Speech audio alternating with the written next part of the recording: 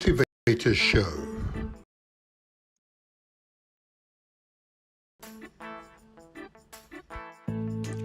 The internet's most inspirational podcast show. Every Saturday morning from 8 to 10 a.m. The internet's most inspirational Black Men Consortium. Every Saturday morning we are protectors, 8 providers a.m. We are leaders, achievers, thinkers, consortium, caring, intelligence. We are protectors, resourceful, providers a.m. We are Black Men Consortium, thinkers, consortium. Humans first evolved in Africa, and much of human evolution occurred in Africa. The fossils of early humans who lived between 6 to 2 million years ago have come in time from Africa. In Africa, we know that every person alive today can trace their genetic ancestors to Africa. It has long been thought that we began in one single East or South African population, which eventually spread into Asia, Europe, and the world. The Black Men Consortium. To the Nok civilization of West Africa, to the Buganda in the East, from the great Congo people of Central Africa to the Mutupa Empire in the South, Africa is home to the world's earliest form of mathematical thinking and the first known use of measuring and calculations, confirming the continent as the birthplace of both basic and advanced mathematics.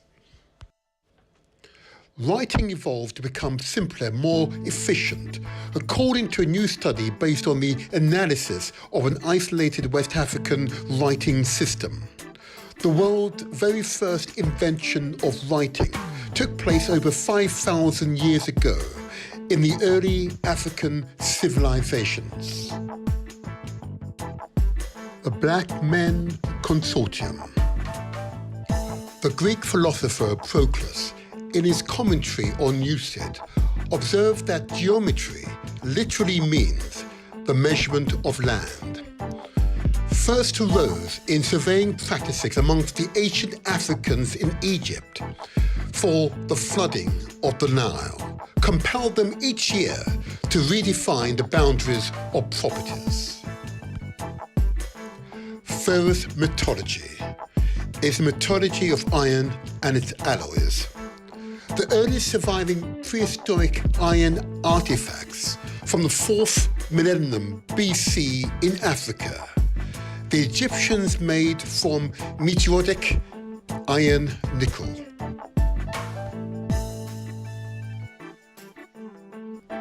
The Black Men Consortium.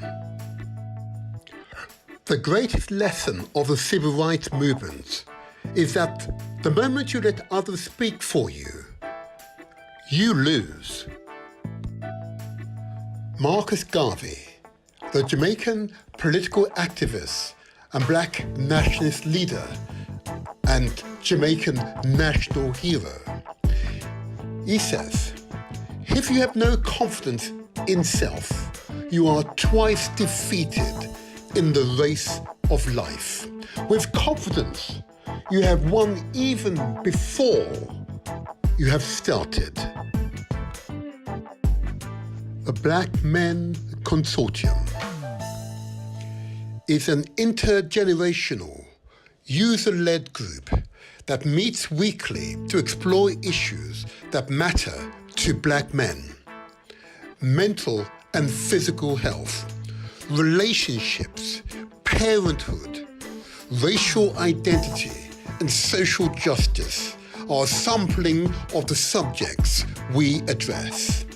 Regardless of income, age, sexuality, or mental health status, the BMC caters to men impacted by life experiences. In our coming together, we find ways to heal and be the better person. The Black Men Consortium. One of the ways we examine the topics we care about is by participating in a wide range of methods that include creative drama activities. We also give public performances at venues in London and beyond. Our medicine is the process we engage in, using playful, creative ways of allowing ourselves to be ourselves. The Black Men Consortium. You can't go through hell alone. Keeping up the conversation about black men's mental health. After a year of lockdown, the impact of the pandemic on mental health has become clear. The pandemic has also disproportionately affected black people and communities of colour, as existing inequities have become worse. Adapting the art to explore these issues online has become a new challenge, but it was tackled with creativity by art and social justice practitioner Tony Seeley. The Black Men Consortium. The importance of fathers. Understanding the vital role that father figures play in children's emotional development. Fathers, like mothers, are pillars in the development of a child's emotional well-being. Children look to their fathers to lay down the rules and enforce them. They also look to their fathers to provide a feeling of security, both physical and emotional. The Black Men Consortium. The importance of fathers. Understanding the vital role that father figures play in children's emotional development. African heritage and mixed African heritage children. 63% of youth suicides are from fatherless homes. 85% of youth who show behavioural disorders come from fatherless homes. 71% of all adolescent patients in drug rehabilitation centres come from fatherless homes. 85% of youths in prison grew up in a fatherless home. The Black Men Consortium. Why you should join. Are you feeling isolated, anxious, worried, or stressed? Are you seeking help, connection, or togetherness with others? Are you in need of meaningful and memorable creative get-togethers? The Black Men Consortium. Why you should join. We always carry out regular rituals that orbit around checking in and checking out with the group members. During these rituals, we become present and distinguish people before the process and weave the past into today's session. The purpose and most essential ingredients. What are the ingredients for a sharp, bold, meaningful purpose? How can getting clear on your purposes help us filter and specify our creative choices towards a more meaningful outcome? Wise men. How we do better unleash and include the wisdom of everyone in the room. What ways exist to invite in more voices, more perspectives, and more ideas? How do we attend to the diversity in the room and not flatten complexity? The Black Men Consortium. Why you should join. We always carry out regular rituals that orbit around checking in and checking out with the group members. During these rituals, we become present and distinguished people before the process and weave the past into today's session. Design and creative journeys. How do we craft experiences that guide and support a group of men to get to where they need to go? How do we think about stringing together different modes of creativity that meets our objectives? Let's build our capacity to get clear on the underlying issues coming out of our creativity and notice how each other's choices is supporting an overarching purpose or objective. The Black Men Consortium. Why you should join. We always carry out regular rituals that orbit around checking in and checking out with group members. During these rituals, we become present and distinguished people before the process and weave the past into today's session. Dynamic, perspective, responsive spaces. How can we embrace the complexity in the room and the system, not as a barrier, but as a creative source? How do we build our skill to meet inequalities and injustice with enough curiosity to extract learning contributions that might not otherwise be welcomed? How do we hold care for those in the room who are used to the status quo, who need support as we make room for more to be discovered collectively?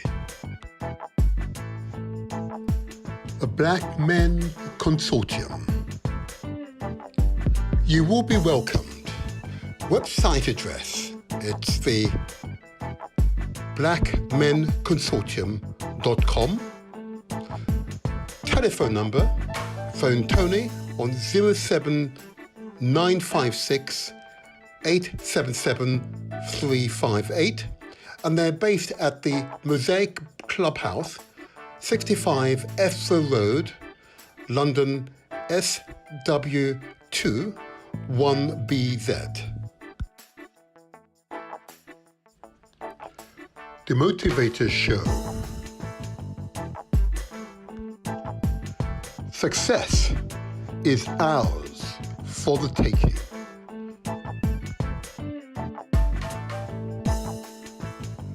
Subscribe to our YouTube channel. It's free. Press the like button and don't forget to leave a comment.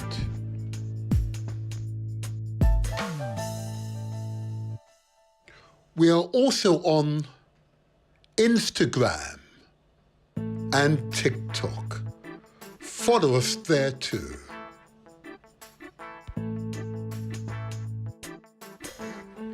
Mixcloud 2.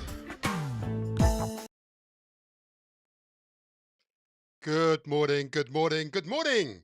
It's the Motivator here. This is where we translate our words into action and where success is ours for the taking. How you feeling, people? How you feeling? It's the Motivator here. We're going to inspire you, motivate you to take action in self-improvement. Help yourself, help your family, help your community. We're moving forward. Step forward, you. I'm feeling good. I've had my exercises this morning and I'm feeling vigorous, truly vigorous. And I hope you're feeling well too. Now, let me go right into this one because this is going to be a truly inspirational podcast. Truly inspirational. Now, before I begin, just to remind you all that we go out the Motivator Show on many platforms. Simulcast is the term I believe my colleagues use. Simulcast, there you are. Okay.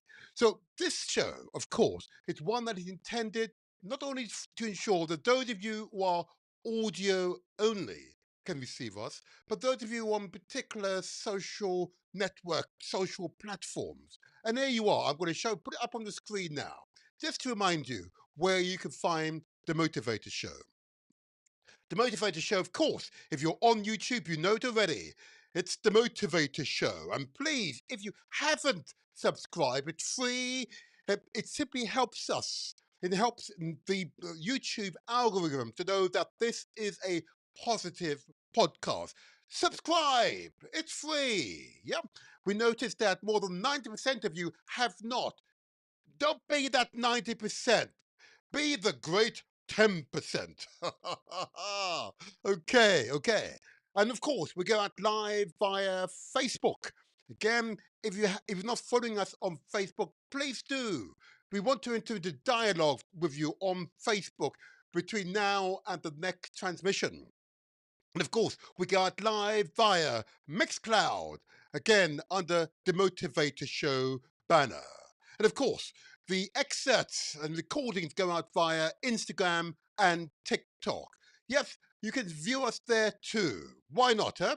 Why not? And it'll be a powerful experience for you all. Okay, there you are. There you are. Now, before I begin, I also want to just note our last transmission. I've got to say, that was truly another inspirational experience. I know you would agree. Let's just give a big thumbs up to Dr. Colton Brown. Yeah? Yeah? Now, wasn't that an interesting dialogue? The race paradox, or the unconscious illusion of inclusion. You know what? The word unconscious is an interesting one. Like you can make a politician out of him if he keeps that up. Unconscious illusion of inclusion. In other words, they know not what they do. They do it blindly. Uh-huh. Well, nevertheless, Dr. Carlton, the premise of this book, I believe, is nevertheless sound. It is sound. And it's one that we should applaud. And I'm going to applaud him because what he's doing, of course, is shining a light on the realities. And of course, what happened in United States recently may well allude to the unconscious behavior. They know not what they do. Oh yeah, I believe that my ancestors said that about such people. But I will say this: this book will move you. Yeah, it will move you. You can go to the usual bookshop, online bookshops, okay, and pre-order the book. Yeah. And I want to commend it to you. And I want to give a big thumbs up, of course, to Dr. Colton Brown. Well done. There you are. There's my thumbs up. Oh, maybe I should do better than that. I'm going to give him a big clap. Yeah, there you are. There you are. Well done. Well done. Yeah, there you've seen the fireworks. Oh, yeah. Well done, Dr. Colton Brown. He is a thinker. Yeah, he is a thinker, a natural leader. He's compassionate. He's processing the experiences and coming up with solutions. And solution finding is a core tenet for these transmissions. Solutions finding. And my guest later on would allude to that solution finding exercise that is a prevalent feature within the communities that I hail from, the African community, from the Caribbean, the continent, the Americas. Oh yeah, solutions finding is a fundamental part of who we are. And I want to commend Dr. Colton Brown. Well done, well done, well done. And long may his works continue. Long may his works continue.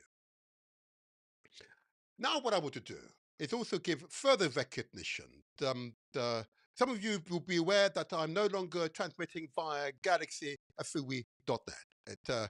It is a respect for moving on. Okay, we are growing, and will not be shuttled. It is well, it is well. But I will say to those of you, it's important to progress, be progressive, evolve, never standing still. Okay, and what we will do here in this particular transmission is allude to the ancestry of humankind, never standing still, adapting to the current unlikely situation. Yeah. When the environment changes, we adapt to that environment. Yeah. And we grow stronger, forthright, determined. Oh yeah. Oh yeah. Oh yeah. I know you agree. I'm going to give myself indeed, you all, a long applause. There you go. Yes. Moving forward with determination. Yes. Never giving up. Forthright. Yes. Never giving up. Oh yeah. Oh yeah. Okay. Now go from one extreme to the other. I also want to recognize, of course, and those of you who recall that wonderful guest we had previous to Dr. Carlton Brown, and that is, of course, the great man, Zach Robinson. Okay. And of course, he is an ex-serviceman, and he represented the ex-service men and women from Africa, the Caribbean, and the Americas, who came to Europe to fight in the world wars, World War One and World War Two, and subsequent engagements. And many made the ultimate sacrifice. I want to applaud them. I wish to applaud them. And I want to thank the members of BRIGHT. Yeah. Now, that's the British West India Regiment Heritage Trust. I want to commend them on their work in ensuring the memories, the names of those from Africa, the Caribbean, and the Americas who served here for Britain, yeah, served here in Europe to fight against fascism. I want to commend those great men and women and to say again, thank you. Keep up the good works. And we will not forget. I repeat, we will not forget.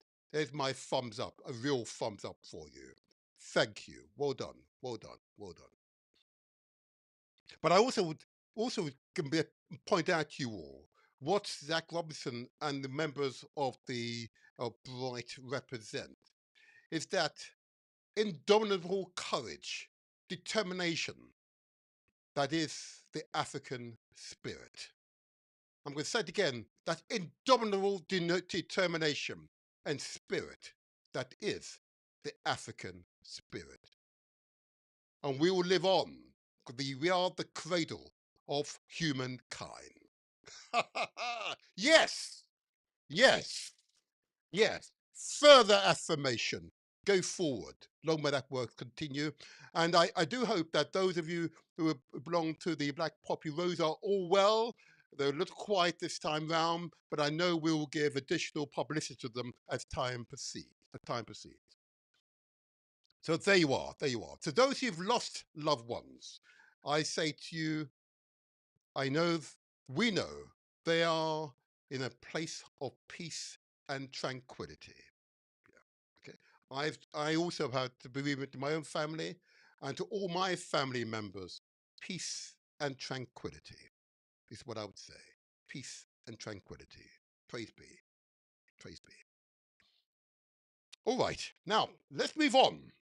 Next part of this pre-session before the main interview. The main interview will be in 40 minutes time. I want to now talk about our health, your health. It's vitally important. And I know most listeners, most viewers here do not look at the local or national stats as to the general health and well-being, both of your families and indeed the communities for which you reside. But I have to see these figures. They are presented to people like myself who are elected representatives. And the figures, particularly as relate to people of African heritage and Asian heritage, particularly from India and the surrounding subcontinents areas, Pakistan and Bangladesh. They make for very uncomfortable reading. It implies, in fact, the figures are evidence of a malaise in our communities in respect of our health. Far too many people are dying long before their need. Far too many members of the community are weighed down by illnesses which are avoidable. They are fundamentally lifestyle illnesses. In other words, it's a result of what we do that promote these illnesses in our bodies and our minds. And we need to change, and we need to help each other to change. Okay? It is really important, really important.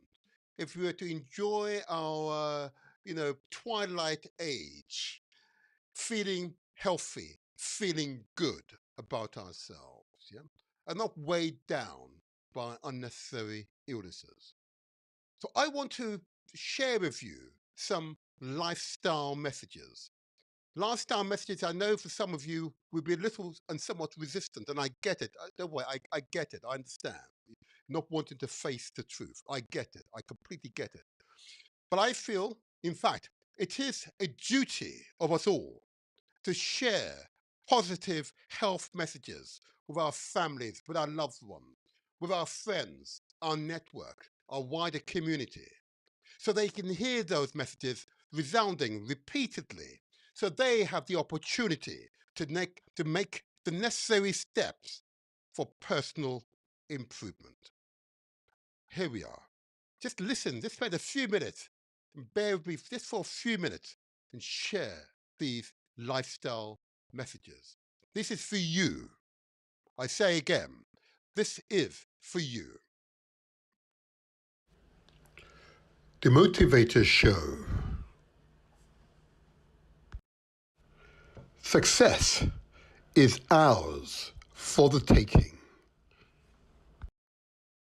Lifestyle messages. We ask that you consider the amount of sugar and salt consumed each day. There is a direct causal link between the overconsumption of sugar and type 2 diabetes, prevalent particularly in the African heritage communities. It is estimated that more than 2 in 4 have either a diagnosed condition of diabetes or an undiagnosed condition of diabetes. Here in Britain, the NHS spends more than £26 billion treating people with diabetes, which is a condition for life. Too much salt in our diet disrupts the natural sodium balance in the body. This causes fluid retention, which increases the blood pressure exerted by the blood against the blood vessel walls, or high blood pressure.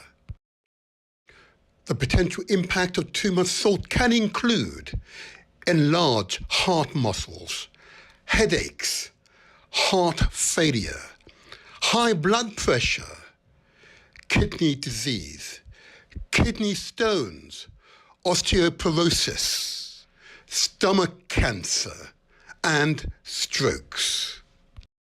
Another lifetime condition. We ask that you consider the amount of carbohydrate consumed each day. Typically derived from wheat-based produce such as pasta and other related wheat-based products, and of course root vegetables such as potatoes and the yam. And yes, I did say yams. Excess carbohydrates intake places a large metabolic load on the body. When the body constantly has high levels of blood sugars to deal with over time, this leads to weight gain, poor metabolic health, and an increased risk of heart disease. we ask you to consider the amount of fat that you consume each day. On the screen, you can see raw meat. Clearly, the red meat is meat, but the white streaks you see in the meat is fat. Our bodies need healthy fat for energy and other functions, but too much saturated fat can cause cholesterol to build up in your arteries, in other words, our blood vessels. Saturated fat raise your LDL or bad cholesterol levels. This can increase your risk of heart disease and neurological strokes.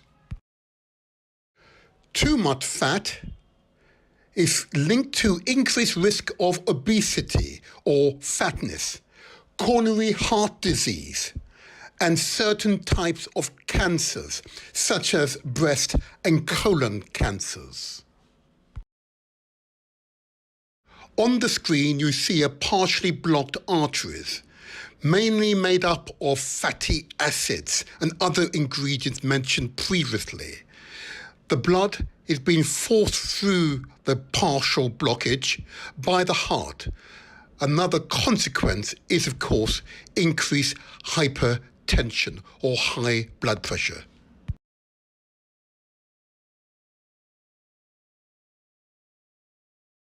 Examples of starchy foods include potatoes, bread, pasta, cereals, and rice. Excessive consumption of starch, scientific studies have shown, may cause insulin resistance, in other words, diabetes, may cause skin irritation, many of us will recognize as eczema, may cause gastrointestinal irritation. Many of us will recognize these conditions.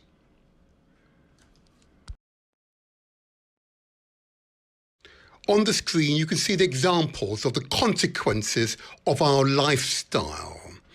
Excessive consumption of sugar and salt, carbohydrates, and fat and starch.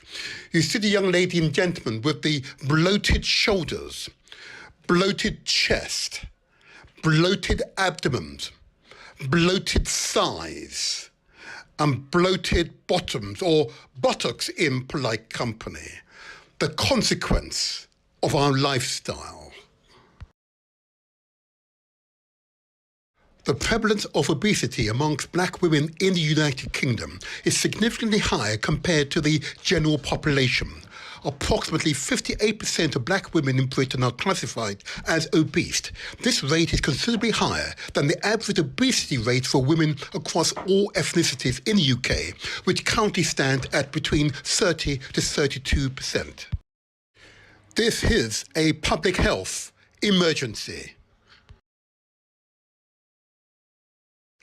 The prevalence of obesity amongst black men in Britain is also notably high. Approximately 38% of black men in the UK are classified as obese.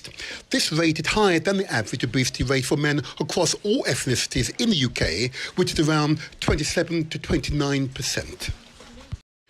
This is a public health emergency.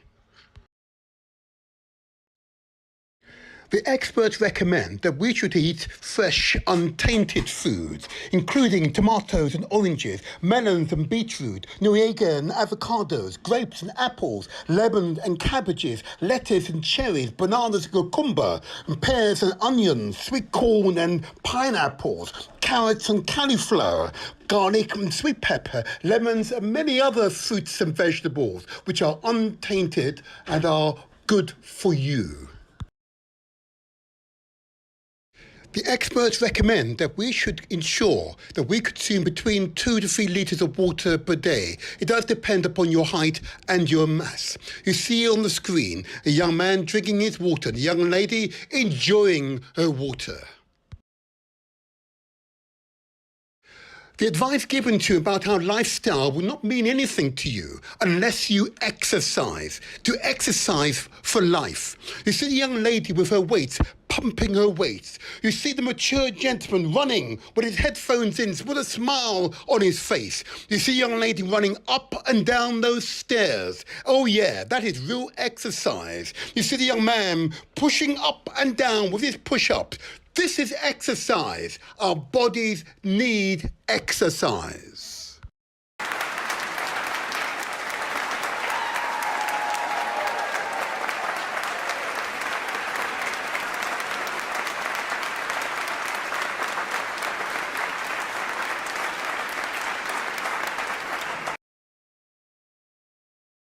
It is important for us always to consider our mental and spiritual health. If you have concerns about your mental health, please seek out professional advice or speak out to those you most trust. I trust that they will seek out the right advice and support for you. And of course, as human beings, we are truly spiritual entities. It is important to speak to your spiritual advisors.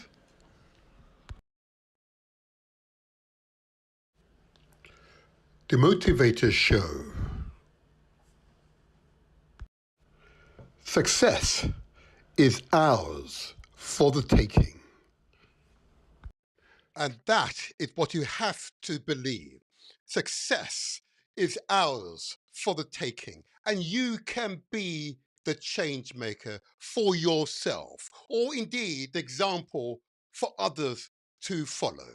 It is fundamentally important and an incredible part of who we are as human beings, that we take care of our fellow man and woman. Ensure that they are well, because one day it could be you that need their support. And what I'm heartened by, that these messages are resonating with my listeners, with my viewers. It is clear that they are coming together in common aim and common purpose. What is really clear is that not only are they coming together in common aim and common purpose, that means it manifests itself, that they are coming together regardless of ethnicity, regardless of social class or income, regardless of education or religious affiliation, coming together in common aim and common purpose. I see manifestations across the city that I live in here in London. I see them coming up across the city, people coming together, wanting to take care of their health, but recognizing it's better to do it together, yeah? To exercise together, to think about health together. That community, that sense of community, kind of reinforces the messages, the key messages, that we are the change makers. We can uphold our own health.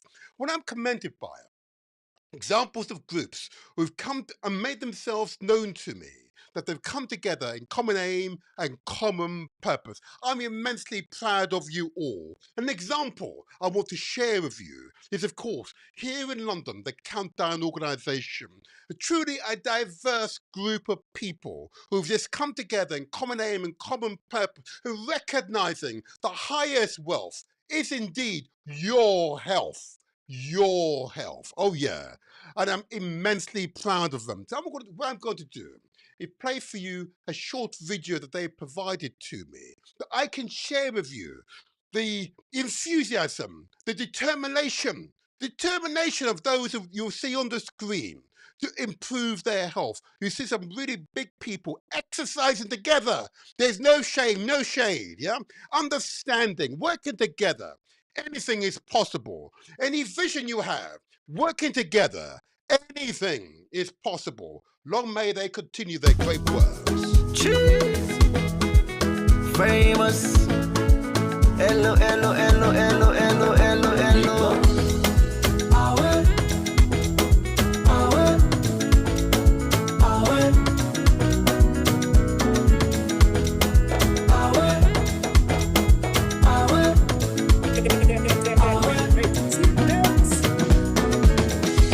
You get one life on leave.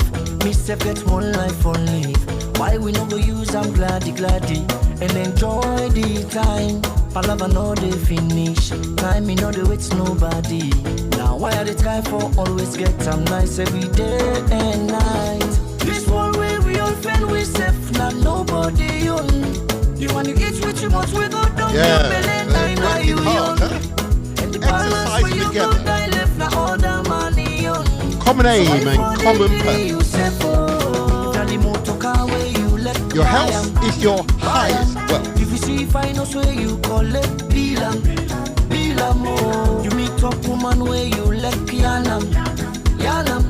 And if you let the man na for keep am, want them more. The food where you feel for eat for eat am.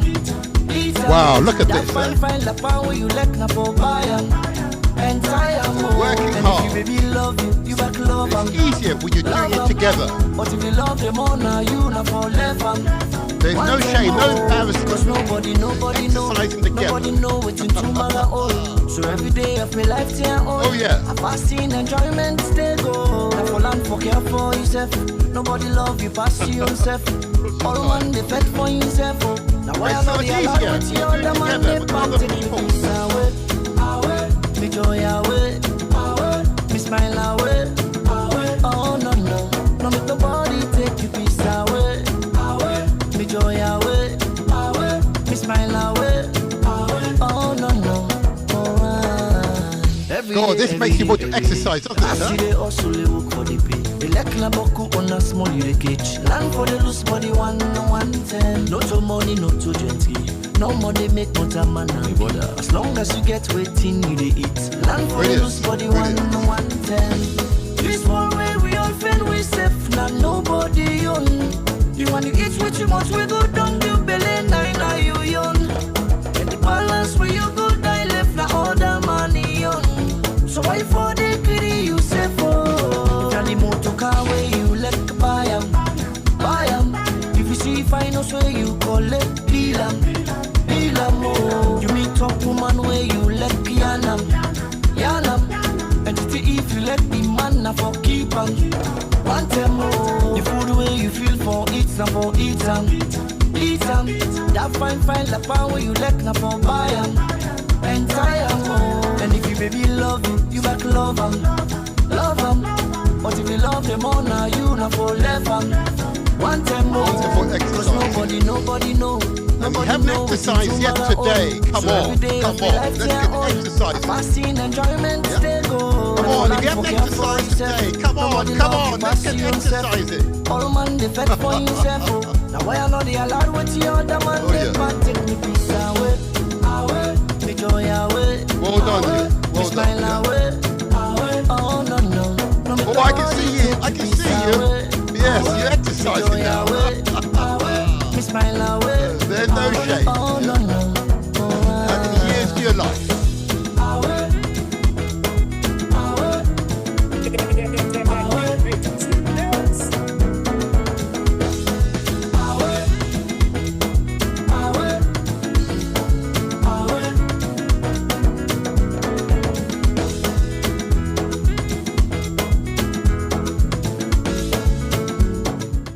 Wow, huh? You have to love them. You have to love them. And they are meeting currently every Monday live. They come together and they now have online sessions as well. I want to commend them to you, absolutely commend them to you. What they are is an example of what is possible when you overcome any religious divide, when you overcome any ethnic divide, when you overcome any social or income divide, in education divide, and simply come together in common aim and common purpose, understanding your health is indeed your highest wealth. And long may their works continue. Long may continue. Well done, Countdown. Well done, Countdown. Well done. Now, what I will do is put on the screen. If I can put up the screen, yeah. In fact, there you are. If you live in South London, okay, in London, doesn't really matter, and you want to come to a free exercise session with people who just want to exercise, so that they were prior to this shy to exercise, but they meet every Monday from 6:30 p.m. to 8 p.m. at number 12 Tatum Street. That's Woolworth here in London. And the postcode is S for sugar E17 1NT. Yeah. Why not contact them? You can speak to the inspired Ishmael on 07960 803 588. I repeat, 07960 803 588. Or you can email on countdown0405@email.com. I commend them to you as an organization. I say an organization. They're just ordinary people who've come together in common aim and common purpose. Yeah? Absolutely right. Absolutely right. The interview will start in 15 minutes. Yeah? It could be a powerful interview. Watch this space. But before then, I just want to give out a few other announcements. Now, many of you, of course, be aware that I came into public life supporting young people, absolutely young people, particularly in schools, ensuring every child receives the best possible education, regardless of their religious affiliation, regardless of their ethnicity or indeed social class. They deserve the best possible education. It's good for them, it's good for their communities, and it's good for our society. Okay. And of course, when I started out on this, my own children were about to enter the education system, and I was concerned about the quality of that system, and therefore became an active participant. I became school governor of their school, and oversaw the changes that were necessary to ensure all children receive the best possible education. So I want to commend this organization to you, the National Association of Black Supplementary Schools, or NABS, as I'd like to refer to themselves. It is really a website you can go to, and you can find the local after-school facility designed to support their child educational and social development. Yeah, and it's an essential network of such organization. Their website address is www.nabss.org.uk, nabss.org.uk, or you can email at info@nabss.org.uk, or you can call the Inspired Pioneer on 07958 348 558. And if you haven't registered your school, your facility with the website, get it on there so parents and guardians will know where you are. If you have a child who would benefit from such a facility, this is the place to be. I commend the National Association of Black Supplementary Schools website as an important conduit for which information can flow. Absolutely right. Absolutely right. Another announcement I want to make, and many of you will understand, and a few shows ago, I had a wonderful, inspired organization led by Doreen McCollins. Sorry, get it right. Doreen McCollins, okay. An inspired woman, determined, highly intelligent woman, compassionate person. I want to commend to you Elevated Mind. Let me put up on the screen. And if you're not aware of them, here in the UK, an outstanding organization. If you are an institution and are looking for a truly powerful organization that seeks to provide the best possible service to support of young persons' development, whether those who are going through troubles or those who are very able, this organization is the go-to organization, Elevated Mind CIC, led by Doreen Sinclair McCollins, CEO and founder. And you can email them at info@elevatedmindscoaching, that with an S at the after minds, mindscoaching.com. You see it on the screen. Or you can phone 0208 079 0703. I commend Elevated Minds to you. They were an outstanding contributor to the Motivator Show. It gives you the essence of why we exist. Absolutely right. Absolutely right. Another organization that I want to give light to, and really the result of a scandal here in Britain. And those of you who are affected, or loved ones who are affected by the Windrush scandal, and we will have colleagues from the Windrush National Organization or the Windrush Legal Advice Clinic here in these studios in the coming podcast. You watch this space, okay? What's important though, what is important is that this service is available to you if you are affected by Windrush or a loved one is affected. Why not reach out to the Windrush Legal Advice Clinic? There you are. They were here only a few strongs ago. They're based at 58 Bank Street in the West Midlands, WV148PD. And their email address, it's info@windrushlegaladviceclinic.com. Or you can phone during the daytime, it's 01902 382542. There's a mobile number, 07591 153 828. I commend the Windrush Legal Advice Clinic as a clinic engaged in outstanding work, an important subject that we must never forget. Absolutely right, absolutely right. And the last two announcements I wish to make here, and these are such important announcements, so please pay attention. Compassion is a feature of what has made human societies robust, resilient societies, okay? I say again, that's what's made our societies resilient societies. So those of the extreme right and indeed aspect of the extreme left, therefore can find no fertile ground. Yeah, they are not able to warp your minds. Yeah, so that you can be pure of heart and support those in greatest need. And I now commend to you another organization in response to what happened earlier this year. As you know, particularly in the Southern Hemisphere, there is a hurricane season. But at the beginning of the season, you have hurricanes, but those hurricanes are usually relatively mild. But on this occasion, as a direct result of climate change causing extreme weather conditions, there was at the beginning of the hurricane season a Category 5 hurricane that impacted the Caribbean, and particularly the islands of Antigua and Jamaica.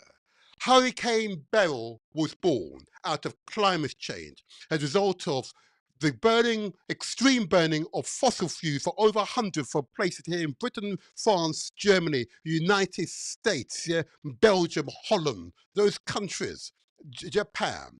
Those countries have been burning oil and coal, yeah, and releasing into the atmosphere billions of tons of carbon dioxide, which is now floating in the upper atmosphere and is causing climate change. Yes, so small islands, yeah, in the Caribbean and other places are directly affected by severe weather conditions. I wish to commend to you the PNP UK who responded to this call. Okay, those who are still affected in Antigua and Jamaica, particularly Jamaica, and the parishes of St Elizabeth and Manchester are particularly affected. They need to continue to purchase where they can because money is short. Perishable food, bed kits, sheets and pillows, children, adult diapers, tarpaulin, zinc, building materials and other materials. And if you're able to give, and they will be here in these studios before the Christmas festivities, and they will note how your generous donations have been spent. I wish to commend the PNP UK, but their bank details are as follows.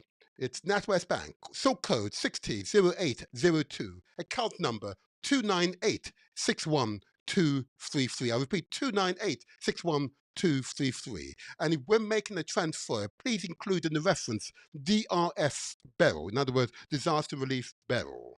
Please, if you can, every little make a muckle, as the saying goes. Every small contribution will add to the greater contributions. And the evidence, every purchase will be evidence here on the Motivator Show. And you know, I'm very particular about these things, okay? But please, compassion for your fellow man and woman is a must. And my last announcement for this part of the show. Many of you will be aware that I'm very concerned about the great country of Nigeria and the people of that country, and not to in any way suggest that other countries across the continent of Africa we should not be concerned with. I'm not saying that. But this particular country, the most populous country, the country with incredible wealth and economic potential prowess, okay, is still going through social strife, which is disrupting its progression. Okay, it is disrupting its progression. It's for the people to come together in common aim and common purpose to find peace so that we can have prosperity for all Nigerians, or whatever configurations finally the people choose. And many of you be aware, I've had here in these studios members of the NINAS organization, okay, and they're here in seeking to have common parlance with all peoples of Nigeria so you can create peace so that you can share prosperity for all Nigerians. And if you're able to give support to that organization, please do so. Their website address is Ninas Voice, Ninas Voice, voice.org. Or you can email them at info@ninasvoice.org. Or indeed, you can you can phone them on Nigeria, of course, +234 912-1551. I commend the NINAS organization, an organization that seeks to achieve peace so we can spread prosperity to all Nigerians. It's a country of incredible wealth, incredible amount of oil, but at the very least, every Nigerian needs to be guaranteed access to electricity, stable electricity supply, and of course the internet and so on. Absolutely right, absolutely right. So that's the end of my announcement for now. I'm now going to prepare you for what will be a truly inspirational interview. Okay, this interview, of course, will talk about the gender that I belong to, men, particularly men of African heritage. Okay, we are curious people. The cradle of mankind, yeah? The cradle of mankind. Of course, every human being can trace their ancestry ultimately to Africa, yeah? Ultimately to Africa. My ancestors, tens of thousands of years ago, yeah, spread across the globe, yeah, and have been an integral part of human evolution ever since. But here in contemporary times, of course, we've set ourselves up into sort of tribal groups, as it were, across the globe. Okay. Here you have the cradle of mankind, okay, not fully participating in the technological revolution. That cannot be good for mankind, I assert. Okay. But of course, there are men of African heritage living here in Britain, who of course go through the usual trials and tribulation. I'm going to invite my guest, if he's listening and others listening, please, you can now come into my green room. Okay, come into the green room. We are now ready for you. Use the link supplied, come into the green room, and we will then prepare for the interview. Because the audience wants to hear your voices, your key messages as to why this interview will be truly an inspirational experience. So what I'm going to do is just help my guest to come into the studio. So I'm going to play the part of the intro video, which will allude to the topic today. And then we'll go straight into the interview. Here we go. The Motivator Show. The internet's most inspirational podcast. Every Saturday morning from 8 to 10 a.m. A Black Men Consortium. We are protectors, providers. We are leaders, achievers, thinkers, caring, intelligent, resourceful.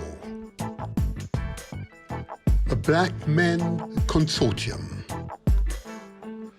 Humans first evolved in Africa, and much of human evolution occurred in Africa. The fossils of early humans who lived between 6 to 2 million years ago have come entirely from Africa. We know that every person alive today can trace their genetic ancestry to Africa. It has long been thought that we began in one single East or South African population, which eventually spread into Asia, Europe, and the world. A Black Men Consortium. To the Nok civilization of West Africa, to the Buganda in the East, from the great Congo people of Central Africa to the Mutupa Empire in the South, Africa is home to the world's earliest form of mathematical thinking and the first known use of measuring and calculations, confirming the continent as the birthplace of both basic and advanced mathematics. Writing evolved to become simpler, more efficient, according to a new study based on the analysis of an isolated West African writing system. The world's very first invention of writing took place over 5,000 years ago in the early African civilizations. A Black Men Consortium. The Greek philosopher Proclus, in his commentary on Euclid, observed that geometry literally means the measurement of land. First arose in surveying practices amongst the ancient Africans in Egypt for the flooding of the Nile, compelled them each year to redefine the boundaries of properties. Ferrous metallurgy is the metallurgy of iron and its alloys. The earliest surviving prehistoric iron artifacts from the 4th millennium BC in Africa. The Egyptians made from meteoritic iron nickel.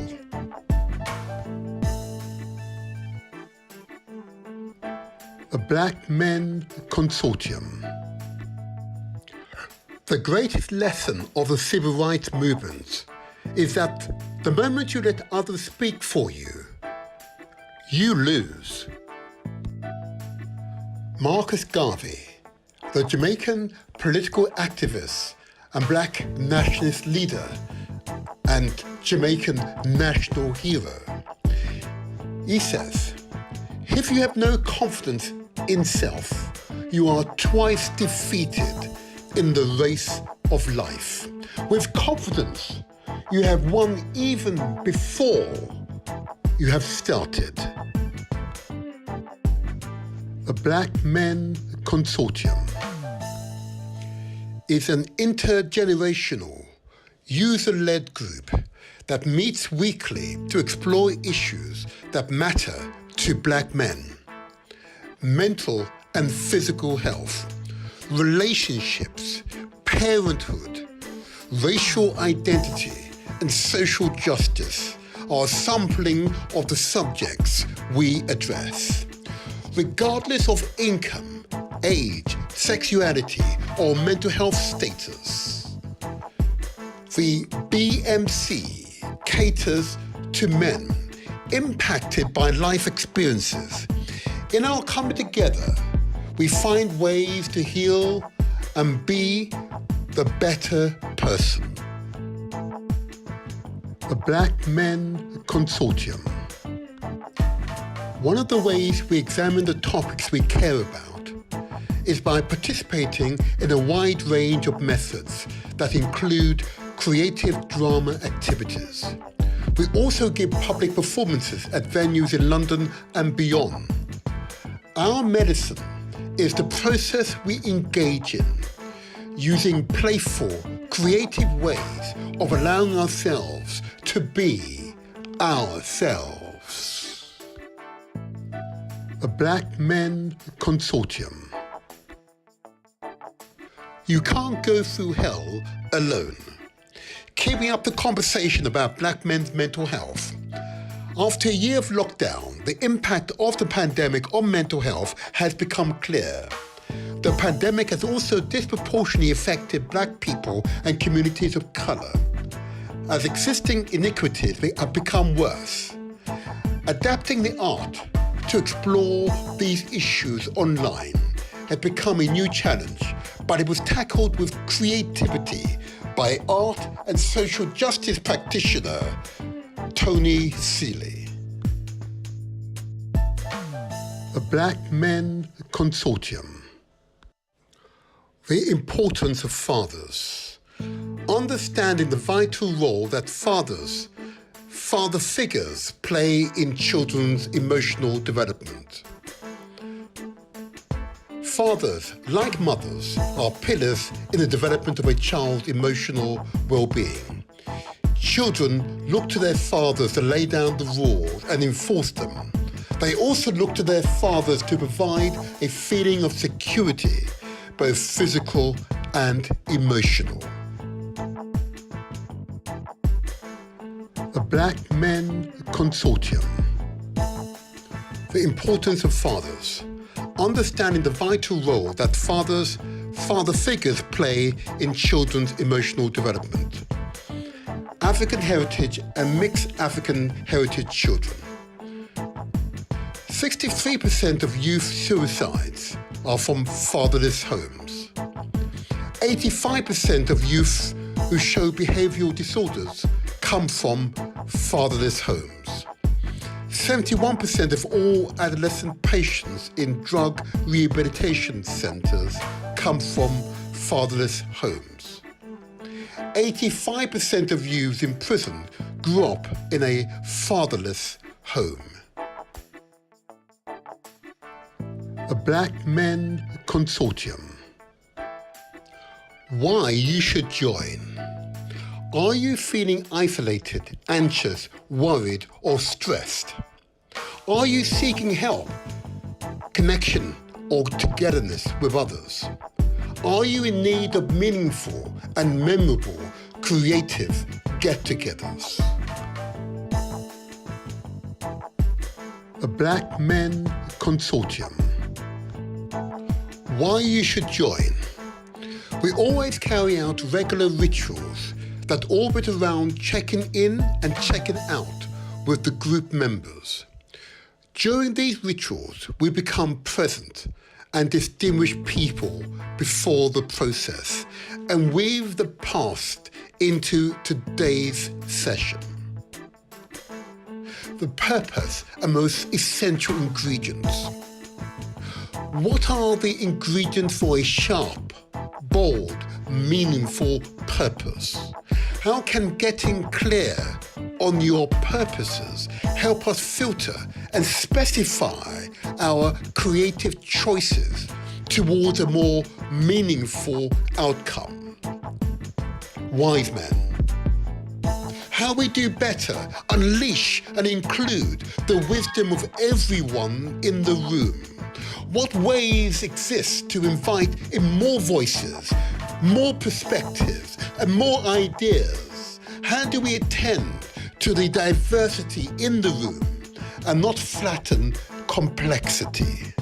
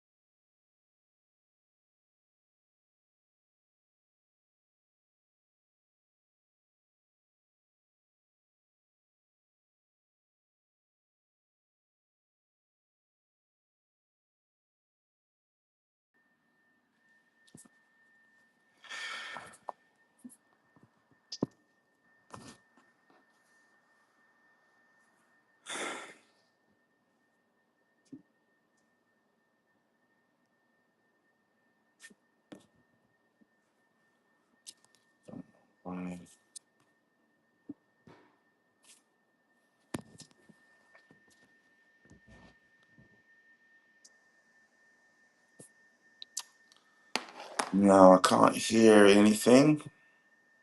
I can see you, but not hear you.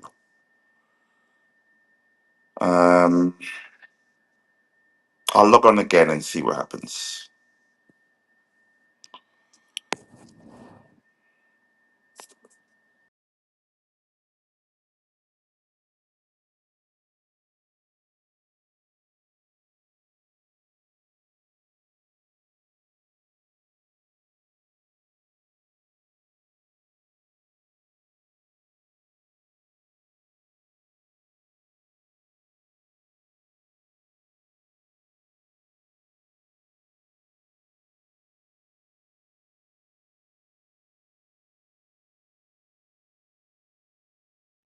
Okay, and our contribution to world civilization. There you are. Adjust that sound for you. Our contribution to world civilization. Okay, there you are. Don't worry, it will log back in again, and I believe this time we should be fine. We should be fine. Okay. And most importantly, what black men, men of African heritage, what is their current psychological, economic, and relationship position here in Britain? Yeah. There are some really profound matters for us to address. I believe the Black Men Consortium is part of that antibodies that is an integral part of our community. Yeah? It's part of the antibodies.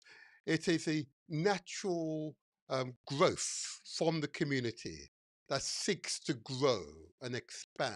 Yeah? And be a true contributor to world civilization. But there are some fantastic men from my community who you've never heard from. And the purpose of these podcasts, amongst many other laudable objectives, I'm sure you would agree, is that those. Okay, righty. Okay, my he's come back in. He said he's waiting for me. I'm just going to send him a message. You must forgive us a slight delay in starting the interview. I believe I'm going to just replay just a few more minutes of the intro video. I'm just going to give instructions to my guest so he can help him to get in here. And please just bear with us. Once we're in, we're in. Okay, we'll get the interview off straight away. Just bear with us for a moment. The Motivator Show. The internet's most inspirational. I believe we most probably have our guest this time. Oh, we're on our side. Yes. Oh yeah, absolutely, absolutely. We're there now. Look at that young man smiling at us here. Okay, we will always overcome adversity. Yeah, Absolutely. there's nothing Absolutely. that can keep a good man down, as the saying goes. Good morning to you. Good morning to you. How Good are you, morning to Tony? you, How are you? sir, and thank you for having me on your amazing show. I really Thank you appreciate so it. much. And thank you for sharing your time. I know where are you currently? I believe you're somewhere in Africa at the moment. Where are you at the moment? Nairobi, and Nairobi. Good for you. Kilimani in Nairobi. Hmm. Actually here to do some work with the British Council, Hmm. Hmm. exploring how video games Hmm. can be used with theatre Hmm. to look at climate change. Brilliant. If I thought about it, I might have quizzed you that. Furthermore, but that's an interesting subject. We in this podcast have not been addressing the issue of climate change enough, and we need to discuss it and our contribution to climate change and how we can mitigate our impact on the environment. But that's for another day. What I want to do today is focus, of course, on the Black Men's Consortium. Now, Tony, I know you. Can I ask you, just by way of intro, just introduce yourself, the organization from which you come from in your role, and just say a little bit about yourself. You might want to tell us who is your greatest inspirator or inspirators, maybe. Go ahead. Over to you. Thank Introduce you. yourself. Mhm. So I'm Tony Seeley. I'm a theatre practitioner and a cultural producer, and I've been making work with communities for about 3 decades now. Based in Brixton, but travel all over. And there are Brixton very, in London, just for the benefit of the audience here. You oh have yeah. Brixton both in Jamaica, I understand, in the United States, even in Nigeria, there's a Brixton, I gather. So there you are. Well, I have to say, when you say Brixton, I think Mhm. Brixton is the black capital of Europe. There you go. All right. I wish that was economically so, but I hear you, though. I hear you. Go on, tell us a bit Uh, more about yourself. Yeah, go so I've been using theatre for a long time to help to develop communities, and looking at problems within our communities through theatre and creative arts. And on. I've run various projects over the years, but currently running the Black Men's Consortium in Brixton, which is a user-led um, group that meets once a week to identify problems with their own mental health challenges and the stresses that they have in their lives. And we do that Mhm. through creative work. Excellent, excellent. I'm going to put my thumbs up to you on that one. Well done, well done. Tell us, who most inspires you? Who's your primary inspirator? Hmm. Where have you gained your inspiration from? I think I get it most, I suppose, twofold. I suppose it's usually the sort of African art, history, culture, Hmm. music of the past that Okay. is such a huge library. We could never be have enough of it to know that Hmm. what's come before us is Hmm. enough for us to live on for the rest of our days. Indeed, And indeed, it feels to indeed. me, it feels to me that our black culture and history is so rich. So a lot of that inspires me when I look at things. But Hmm. other contemporary artists that were my peers when I was growing up inspired me. But unfortunately, there weren't a lot of black African artists doing the work that I'm doing Yes, uh, yes, 30, yes. 40 years ago, and probably still much now. So, Hmm. but my inspiration comes from a lot of, yeah, artists and being around lots of creative groups, I suppose. I think my creativity comes when I meet people, particularly Hmm. communities who are really suffering from some kind of injustice and inequality. I, Yes, I kind of work with them to get their message out, but in a different kind of way, because yes, um, all of the ways that we do that at the moment is great, campaigning, you know, doing all of the hard work in the communities. yes. But what I find within all of that, Hmm. there's a lack of creativity and the arts being used within it, I and that's understand. Yeah. where I come in. I understand, and I can see you're inspired by it. As you began to describe the art, your voice went up an octave, your eyes opened wide. You're clearly a passionate person. Am I right? Huh? Clearly Yes, passionate. indeed. I'm most certainly passionate. I'm going to just, if I may, just move through. But before I begin, I did want to just say to the audience, if you wish to ask a question, and you're on YouTube or Facebook, please go to the messenger service, and I can see your messages through the messenger service.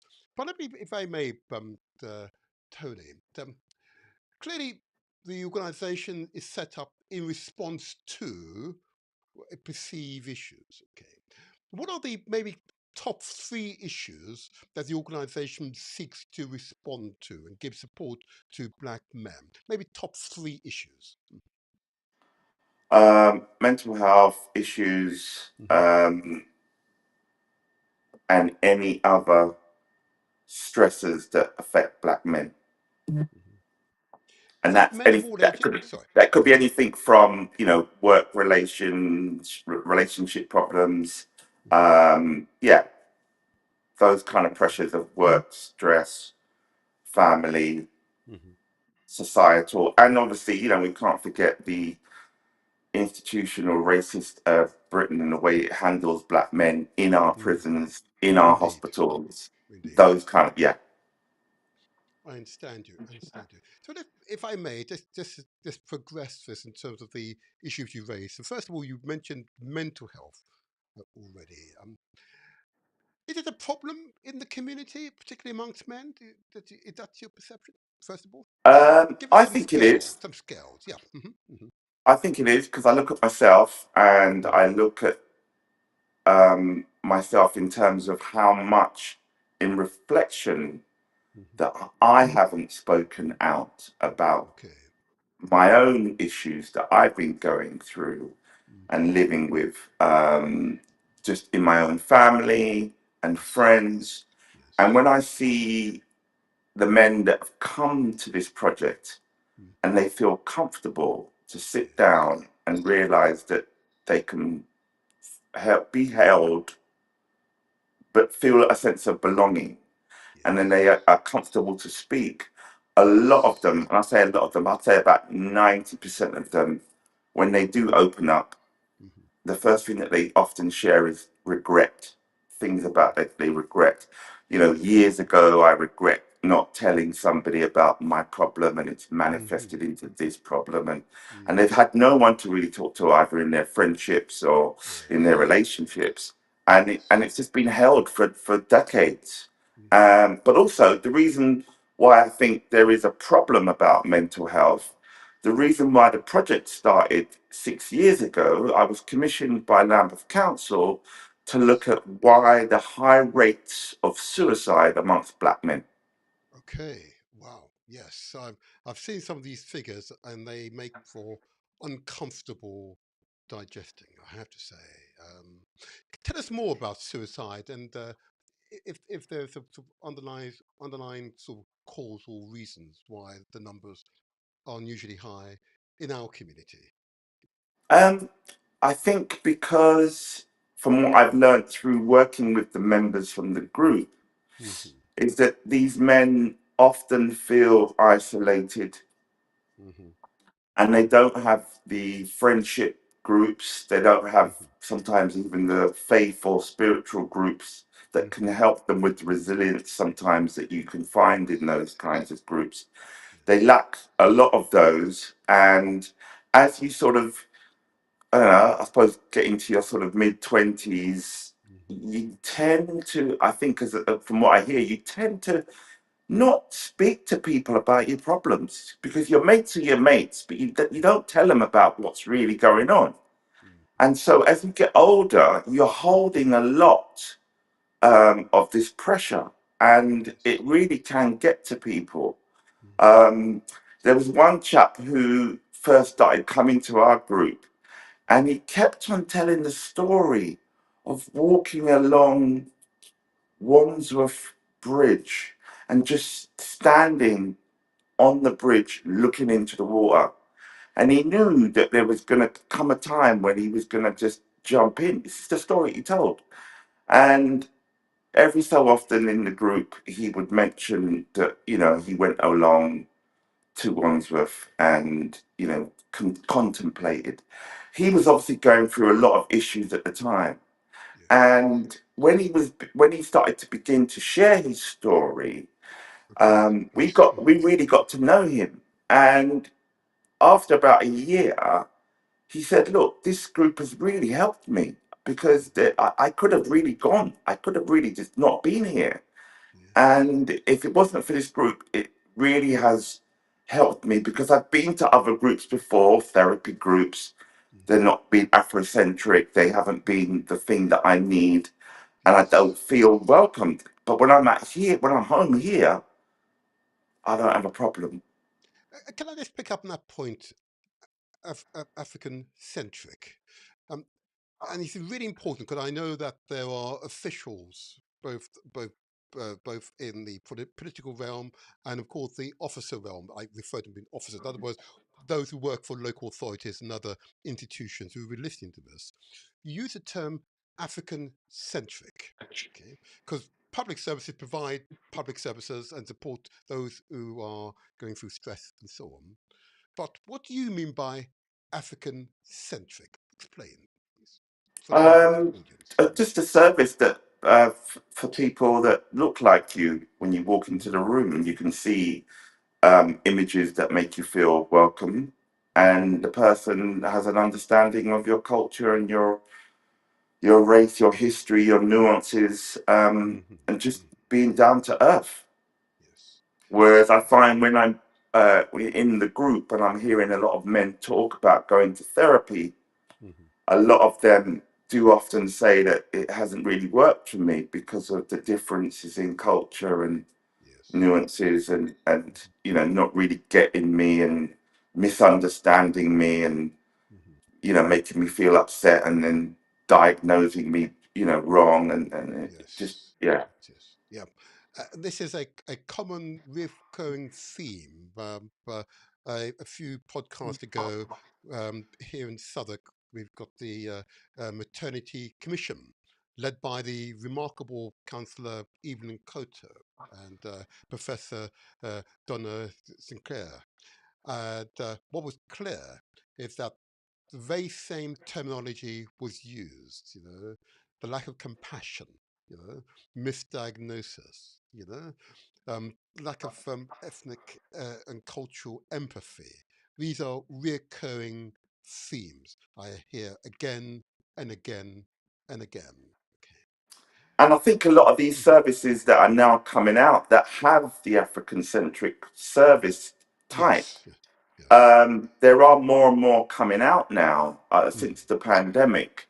mhm. I don't think they're getting the resources that they need to do the work that they need to do. That's the other problem which elected officials need and will address in time. So we hear that particular message. If I may, just now just pursue the issue of mental health still, just for a little while longer. In your in your experience, okay, is it an issue specifically for younger men who, as it were, coming of age, as it were? Or is it the middle-aged men who've reached that pinnacle and are wondering? Or is it those who are entering the twilight stage of their lives? Or is it evenly spread across all age ranges? In your experience, Tony? As a theatre practitioner working with many groups around the world in many Hmm. different places, it Yes. doesn't have any age and it doesn't Hmm. have any colour. Right. Right. There you go. You say it In again. our Say that group, again. That's in very it, clear message. Yeah. yeah, in our group, Hmm. we have the youngest member, I believe, is about 18, Okay. and the oldest member that we've had is about 71. Oh wow! Look at that. Look at that. It doesn't take any age, it doesn't take any race, it doesn't take any color. Mental health is what everybody experiences in their own way. It is true. It is true. It is true. And in bringing men together to have a discussion on this subject for many for the very first time, how effective do you believe you've been?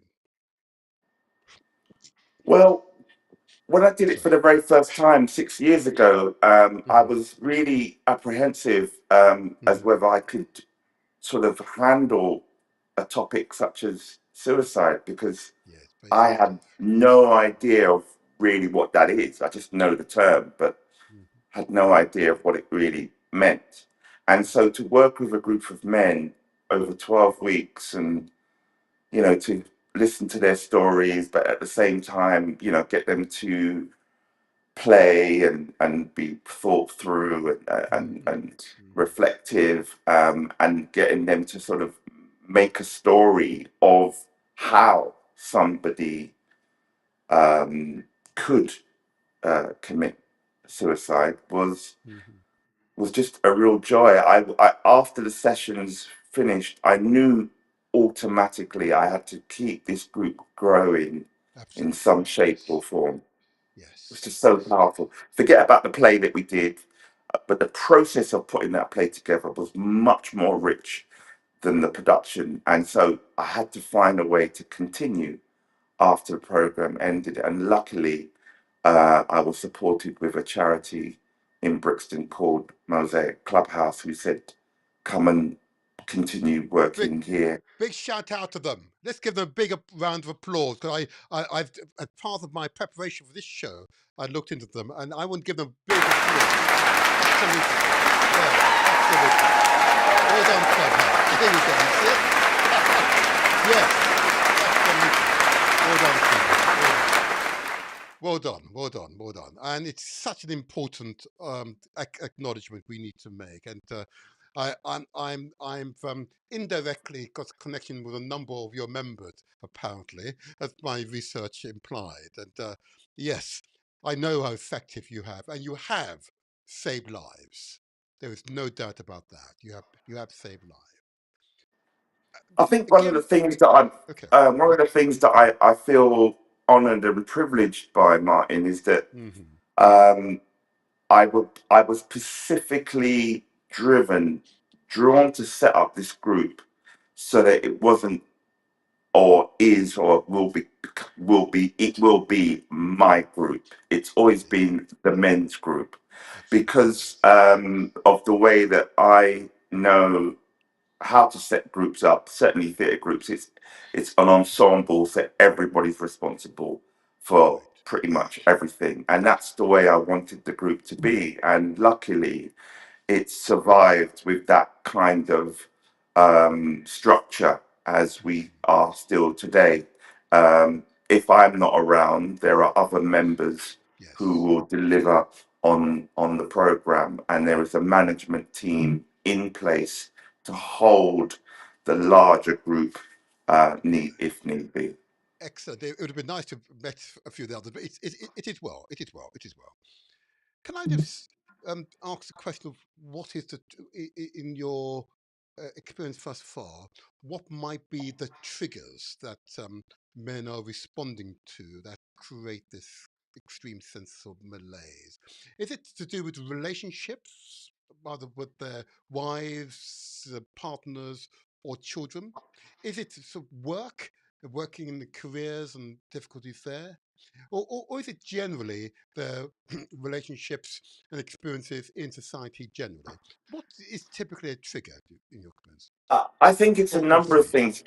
I think it's a number of, and it has been and will continue to be a number of things for each individual person. Okay, okay. Listening to stories over the last 6 years and hearing people's experiences, yeah, the range has come from relationships, it comes from work, it Okay, comes from yes, yes, police, yes. it comes from um, yeah, family, that sort of see them as different and can't Mm-hmm. fit in. Yes, Yes, it comes from so many simple things. I mean, even when we're sitting in the room and we do our check-in at the very first thing of the top of the program, people talk about their experiences even on the yes. way to get here. This is right. Yes. Mhm. So for me, it's a lot of different things for different people. Right. Okay. And if I may talk about relationships, particularly men who have children. Okay.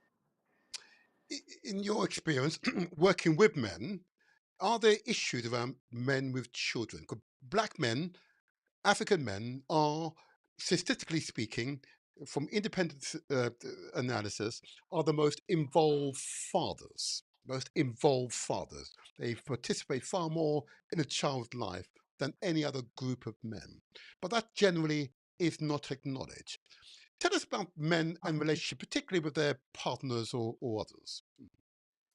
Um, in my experience, a lot of men are just so dedicated to their children Yes, and their families. They talk yes. so highly of them. Obviously, there's a lot of men who are not in the relationships with their partners, but they Hmm. still ensure that their children are dealt with in the best way.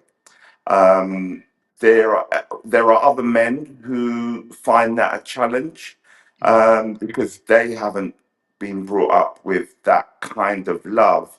And when they hear other men talk about men with their children and having this relationship, it allows them to really reflect on how they were treated in their own family. I Indeed. think I think a lot of the guys that I've talked to and have come through the group, they have a real strong bond with their children because I think they realize that they're at a stage where life is tough and they've got to give Yes. them the best they can. But also Absolutely. within that, that comes with a lot of stress and Yes. responsibility that sometimes Yes. they can't manage and cope with. All right. Thank you for that response. I'm going to. I will return to that particular aspect of your work, but I want to talk about for the moment the status of masculinity, us as men, as it were. Okay. You may not have seen in my intro video. What I attempted to do is to put all this into some context. Okay. Uh, um, and I went right back to the beginning, the origins of humankind. Yes, totally. We're back to the beginning. Okay, human beings, Homo sapiens, come out of Africa, particularly the Horn of Africa, the places that we would recognise, right down as far as Zimbabwe, Uganda, Kenya, where you are now, and moving up the Nile towards Ethiopia, Egypt, West Africa, and so on. Hmm. And clearly, these were men that looked like you and I. Okay, and of course, Right. part of this Mayafa, of course, is the distortion of history. Okay, Mayafa, the great disaster. Okay, so I needed to put all of this into some context. Okay, and I use as part of the intro video these words and see if these resonate with you. And this is in respect of an advocate, a past advocate, and he said as following: indeed, my namesake. The greatest lesson of the civil rights movement is that the moment you let others speak for you, you lose. Yeah, and 100%. yep, 100%. there you go. Yep. And your group gives those men a voice. They find their voice. Another saying by uh, Marcus Garvey. You and I recognize him. Of course, he of course was a political activist and indeed a black nationalist leader during a time in which we as men were being treated with disgrace. I won't go into that right now. But his words, whilst facing and experiencing extreme adversity, he said this: if you have no confidence in self, you are twice defeated in the race of life. With confidence, you've won even before you started. Yeah? What your 100%. group, what your group, of course, is give that realization to men that if you believe you're defeated, then that's it. You know, you're not going to be able to cope. But once you have that confidence, and this is what your group gives to them, yeah, you've won before you start the journey. I, yes, Yeah, go ahead. I think both of those quotes are absolutely spot on. And I think what's special for us, we use a particular type of so-called medicine to heal some of the men's wounds. And that medicine that we use is creative play. And Aha, what I mean by creative play, we would just play games, just like we aha, did as a children in a school ground. And at first, a lot of men are resistant, certainly the new ones who come, but the ones who have been there from time, they can see that they're having a good time and having a laugh and really enjoying themselves. And whether it takes them by the end of the session or two sessions or 4 or 5 sessions down the road to get involved, that's up to them. But what they do see the group doing is having fun and yes, being playful, but yes. also talking seriously.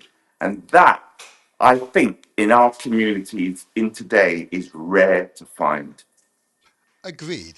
I've watched many of your videos. I was truly impressed, and I'm going to come onto those videos shortly and your technique. Oh, I mean, if you're in any other community, you'd be a multi-billionaire by now. I'm confident. That I'm confident. It was truly impressive. I got through to some really thick skin, stubborn, hard nosed. I'm just describing myself really.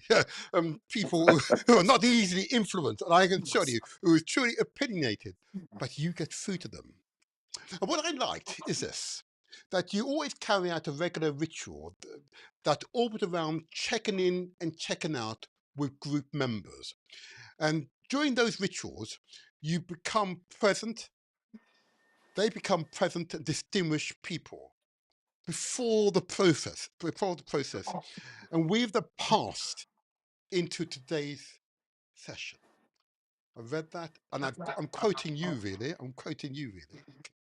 That was a powerful statement of technique. How did you come up with that, Tony? How did you come up with Well, to be honest, it's what I've always been involved in as a theatre practitioner when I'm that? in groups. But if you Hmm. think about it, Martin, it's as old as the way that we used to be Oh, don't be so back. matter of fact. Come on, Tony. Don't be so No, matter no, of no. fact. When you think about it, going back to the original source of Yes, storytelling, what did we do? yes. Sit around the fire, This is sit true. around in the village, and This is share true. stories. It is true. And that Yes, check-in is a crucial moment for us to all be together as one. So there's nothing different from that, just doing that as a ritual. We have to do those rituals because it's part of what we do in life. And it makes people feel that they belong. It makes the unheard voice be heard. indeed, indeed. Yeah, you're so right. And as I read on and studied on, it's such a pleasure, I have to tell you. There are parallels between what you're doing in other groups, of course, around the country, but yours is particularly poignant. And it was interesting. What are the ingredients for a sharp, bold, meaningful purpose? Huh? This is what I read. And then you went on to say, how can getting clear on your purpose help the person filter and specify the creative choices towards more meaningful outcomes? My gosh, Um, you are truly an yeah. elder of my gosh. For, Go, speak for on. Yeah, me, yeah. for me, what I realized, no matter what walk of life you come from, what role you do Hmm. in your work, what I found is that most majority of people, they're not like me. They're not creative when they Hmm. come to the sessions. They work full time, or they're unemployed, or that they're X this or X that. And there's not a lot of creative people who come there because a lot of the men when they come, they often say to themselves when they Hmm. speak up, "Oh, I'm not very good. I'm not very creative," Yes, because I think that's been beaten out of us or drawn absolutely. out of us from the Yes, past. yes, Whether it's negative friends or negative family saying, "Oh, you're not very good at that. So why are you doing that for?" So that's part of it. But when they get an opportunity to become creative, they just come alive. They've never seen themselves like that I before, and I observed. think Yes, and I think it's through the creative action methods and what they do, whether it's singing, dancing, drumming, whatever hmm, you get involved in, yes, that's your own medicine to help you process your life. If you can keep on being creative, you'll see life in a different way, in the way that you need to see it. But it comes from your own creativity, and we all have it, and that doesn't cost any money, and it definitely absolutely. isn't issued on the NHS yet. Wise men, I read. How do we better unleash and include the wisdom of everyone in your circles within the consortium? What ways exist to invite more voices, more perspectives, more ideas? How do we attend to the diversity in the group and therefore not to flatten complexity? Mm. Powerful, powerful. But what do we mean by complexity? Well, Hmm. I suppose for me, it's just the what people call about these nuances Hmm. that not all people say often this quote, not all skin folk are kinfolk. Absolutely. That's Indeed. part of it, and I think the complexities for me personally are around, yeah, just the you know the differences that we have that are very, very subtle, and sometimes we can make judgments around that we are all the same, but we're not. No. We are not Yeah. the same.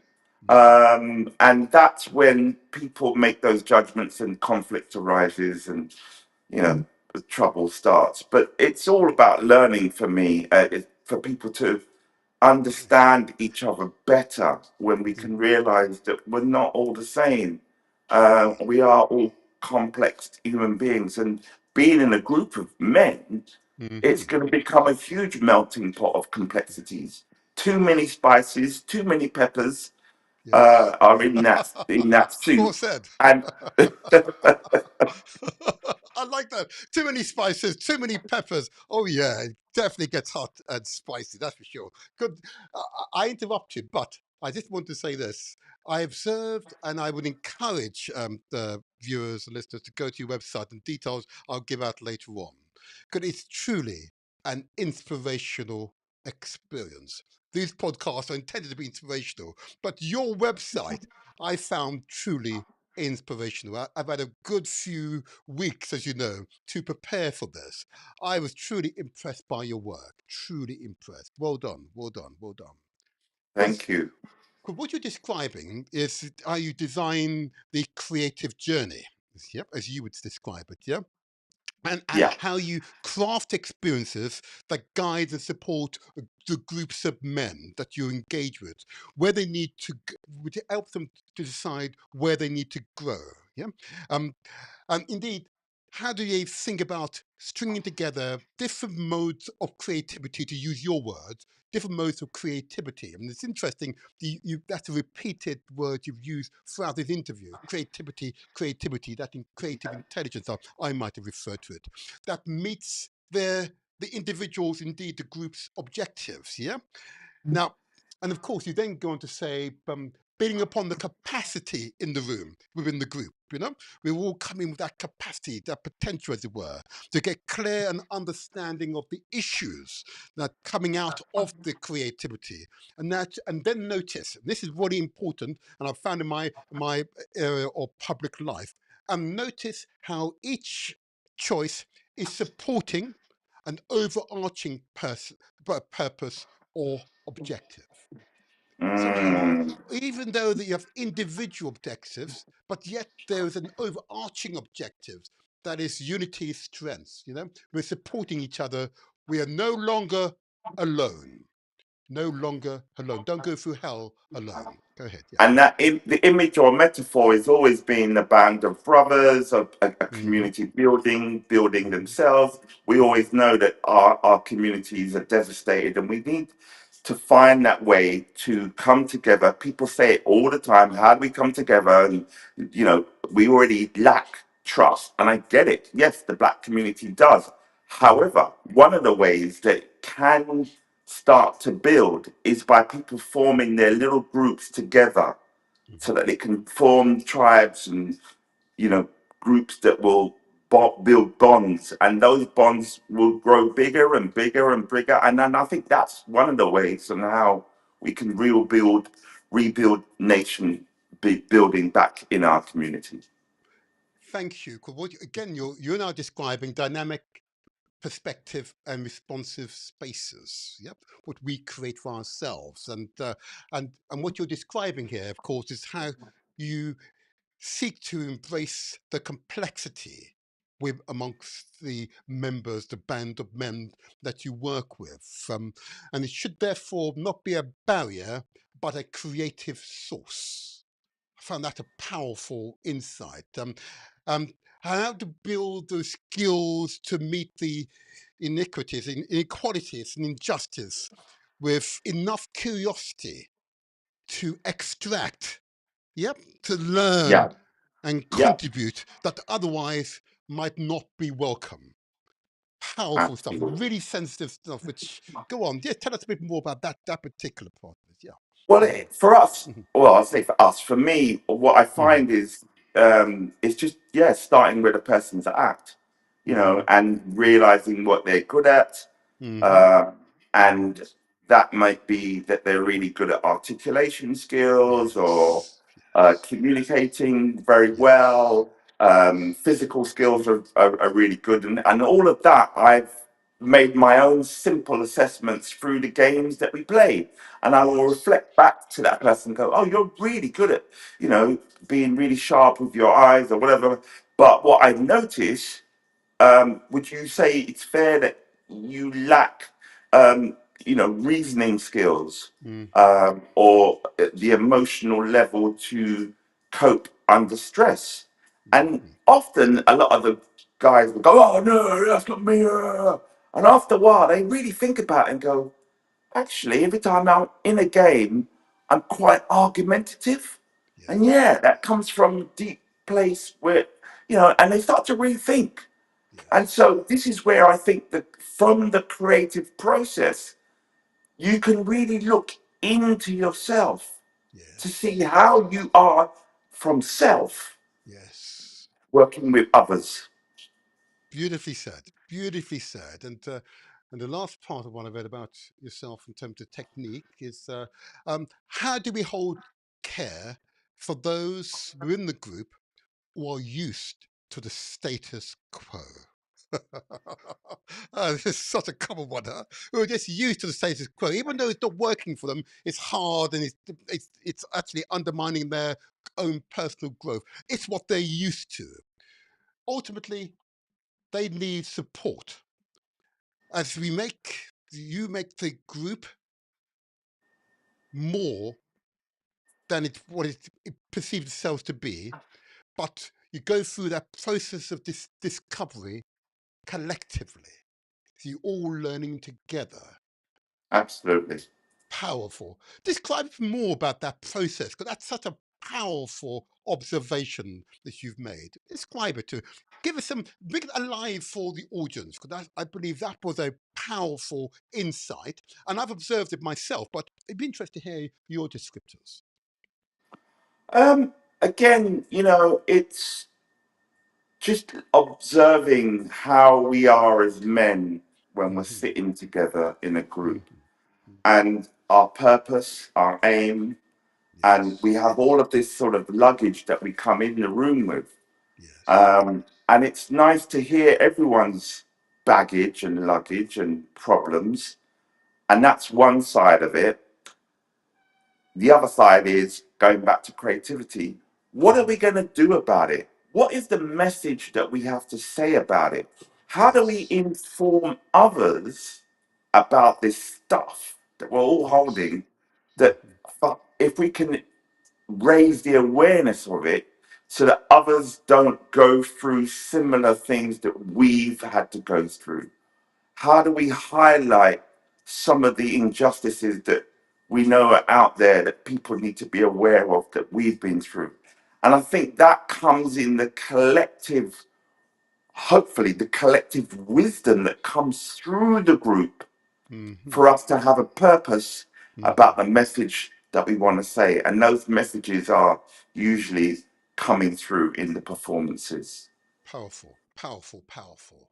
And if I may now just turn specifically to men, particularly men as fathers, if I may. It's again, this came out in your videos because the majority of those men had children. Yeah, they seem to have children. Okay, a relationship with their partners, wives, or children was a critical part of their feeling and general health and well-being.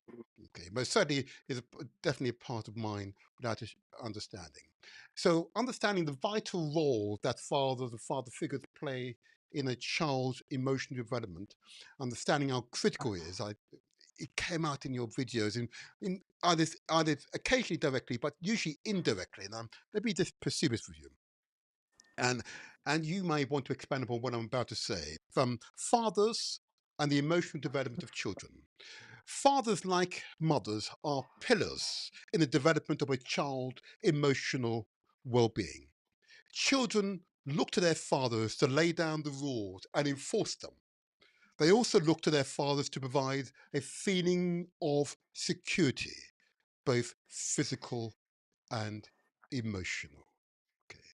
And I noticed quite a number of the fathers were either estranged from their children or were not simply able to intervene when their child was needed them most, or the relationship wasn't positive. Just give us some idea, an insight into the men you've worked with, how you've helped those fathers to overcome their feelings of deficit. Well, I wanted to draw on my own life Okay, first, okay, okay. because my big son, he's now 30, Okay. and when me and his mum broke up Hmm. in the very first year, I wanted to be around him as much as I could. Of course, And of course. one of the things that I noticed was that she wasn't willing for me Mm. to have him stay over where I was living. Oh dear. And Yeah. at the Okay. time, there were a lot of other men in similar situations, and I heard them talk about stories of taking them to court and Mm. fighting for the rights and all of this Mm. stuff. And I Mm. thought, good for you. But Mm. for me, I was thinking, what's the impact going to be on the child That's who's right. going through this process? And I Yes. decided to allow her to do whatever she needed to do so that his state of mind growing up wasn't going to be traumatized, I suppose, with Hmm. this problem. And so we kept on talking of the reasons why I'm not able to bring you to my house, have you Okay. round, and Okay. stay. And I said to him, when you become 16, you can make up your choice to do what Hmm. you want to do. And he Hmm. did, obviously, at 16. He told his mum, I want to come and stay at my dad's house. And Absolutely. by that time, but it was, I definitely thought about his childhood and his state of mind, what he would be going through. It's not about me, what I want. Yes, I want to care for my boy, but Yes. it's the state of his mind that I didn't want him to be dragged through any kind of traumatic situation, because that's just a brand new boy who's growing. I've had my Yes. life. What I That's so this for is me so true. personally, Yes. yeah, Yes. Go ahead. Go ahead. I think a lot of men don't think of the children that much. I think they think about the power or the lack of power that they have or don't have, but they want to have the power to do the thing that they think is right. And I think within that, sometimes a lot of men don't think about the child. Okay. And of course, evidently, some women don't think about the child either. It is quite true. But the stats speak for themselves, Tony. Um, 63% of youth suicides are from fatherless homes. 85% of youth who show behavioral disorders come from fatherless homes. 71% of all youth patients in drug rehabilitation centers come from fatherless homes.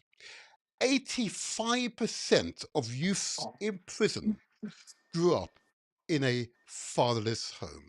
And I've got another long list of deficits where fathers are absent or missing, or they're estranged. It's difficult to get to that father. Yeah. Fathers are critical to a child's development, boy or girl. We are critical to a child's development. All the stats show a single father performs almost as well as a couple, a man and woman with a child. Can you imagine? The worst combination it would appear, all the stats show, and this is not me inserting emotion, okay? This is simply the evidence. All the stats show that a child that is not, where there's not a father involved, is a serious disadvantage. All the stats show it both here in Britain, United States, and the Caribbean, where Yes, we have some objective figures without, yes, you know. And I just want to emphasize fatherhood is critical. And I could see those men, both on screen and reading their testimonies, that their sense of love and affection, determination to be an integral part of their child's life is critical. But tell us about other men. You've related your own experience, and I respect that experience because it is right. Because actually, it wasn't about staying overnight, but you maintaining close contact with the child, and therefore you're always the listening ear. Yeah, and therefore you're a source of inspiration and advice. Would that be right? Correct. For Mhm, other men that we've heard, I think what's really unique about most of the problems that come up within the BMC, mhm, because we've got a wide variety of men with different experiences. mhm, Some men are in, coming from legal professions, some are coming mhm. from the medical profession, some are Yes, coming from construction, a whole range of things. But one thing in common, we've all had stresses and breakdowns and yes, problems in our lives. And yes. so when people express a problem about, in my opinion, when I hear in the group say, "Oh, I can't get in touch with my child," or Mhm, the baby mother's behaving in this kind of way and that kind of way, there's a lot of men who often share their own experiences with the other men, and so that common problem that that person has, mhm. they think they're the only one going through that. That's right. And when they Yes. hear other men talk about the experience and the wisdom that comes with that, there's a sense of being held with that. And Mhm, there's a sense of being nurtured, providing that they're going to stay with the group to be held through that process. Because it mhm, isn't easy. They're not going to mhm. get the kind of help and support that you're going to get in this group anywhere outside Indeed. from an Yes. African centric point of view. Mhm, So, a lot of the guys, when they talk about their relationships with their children, they're watching other men talk about the joys of yes. being with their family and being in a Yes. family life. Yes. Next minute, you're hearing about a man who's sleeping on the streets and hasn't Mhm. had anywhere to live for 6 nights, uh, Yes. and has lost contact with their children, and the Mhm, children have disowned them. So there's a mhm, whole range of different ways that men are experiencing with their children, and collectively it mhm. feels to me there's a healing point when they're all able to talk about these experiences, That's and right. so that the joyful one can listen to the other one, Mhm, who's really in a darker place, and have a way to talk and heal and come together. And we don't have enough of that in our community, because that's the simple low level medicine that needs to be going on in order for us to move on, begin to build, and begin to share, and begin to really bond with ourselves as communities, to have these spaces. Because a lot of the time, in my opinion, it's the lack of not having the spaces where men can come together, or yes. women group, or other groups to come together, Yes. just to really be together. Yes. We Yes. don't do this enough, and if we do, Yes. it's a project, and the project's over, project funding's Indeed. finished, and Yes. then we fall off a cliff, and then that's it, done. Uh, And lots of community groups are in the same place, and that's where we will continue to be, in that same place, because of the way that we are. I'm unfortunate to say, crabs in a barrel. mhm. Uh, you know, assets, community assets are Uh-huh. very, very scarce, and Mhm. so where are the places for us to convene? Okay. Where are the places for us to feel like we've got a space to call our home? Indeed. Uh, and it is as an ongoing dialogue, ongoing debate I've experienced over the past 30, 40 years or so. Uh, but there are many places that we own. We simply don't talk about it enough, I think. But I'm going to make a commitment to yourself that I believe your group is an outstanding organization, and I'd like to see its expansion. I'm going to support you if you're so minded to expand, to have other places that you can operate from. I'm going to make that public commitment. It's the work is awesome. To use the common vernacular, it is awesome, and it's definitely yielding results. The biggest result, the most significant result, is that come together in common aim and common purpose, and understanding that we're all interconnected, interdependent. You're not an island by yourself, but actually you're part of a wider family. It's that realization, then you change your methodology, how you collaborate or you communicate with your fellow men and indeed women in the Yeah. community and beyond. Powerful, powerful stuff. This is really a useful intro for members of the community to hear your words, how inspiring you are, how compassionate you are, how absolutely determined you are to ensure this is a successful project that becomes on its own self-financing, yeah, self-regenerating, because the men that you've enabled to realize their true potential and are utilizing that potential to ensure that they can bequeath that experience to the next generation. Well done, Tony. Well done. Do for self, Garvey. There you go. That's why I quoted those words for you. Tell me, just to help the audience along, and I'm conscious of your time. Can you just give us the website details, a telephone number or address that members of the community who are interested, want to give you support, or want to utilize some of the services, how can they contact yourself? So they can go to the website, which is www.theblackmensconsortium.com. The blackmenconsortium.com. Okay, yep, got that. The Black. Oh, oh, have I lost him for a moment? Tony, or what? We may have lost him for a moment. Oh, you're back. You're there. Yeah, yeah. Sorry. Internet So, in don't you worry. Kenya. We're doing very well. We're doing very well. Just repeat the Uh, website address. yeah, so the website address is www.theblackmensconsortium.com. Yep. Men. That's right. Men with an S at the end, then consortium.com. Okay. Yes. And And when you go to that website, you'll see the contact number, which is mhm, 07956 mhm. 877 358, and Okay. you can contact us through that website to reach Okay. out to us.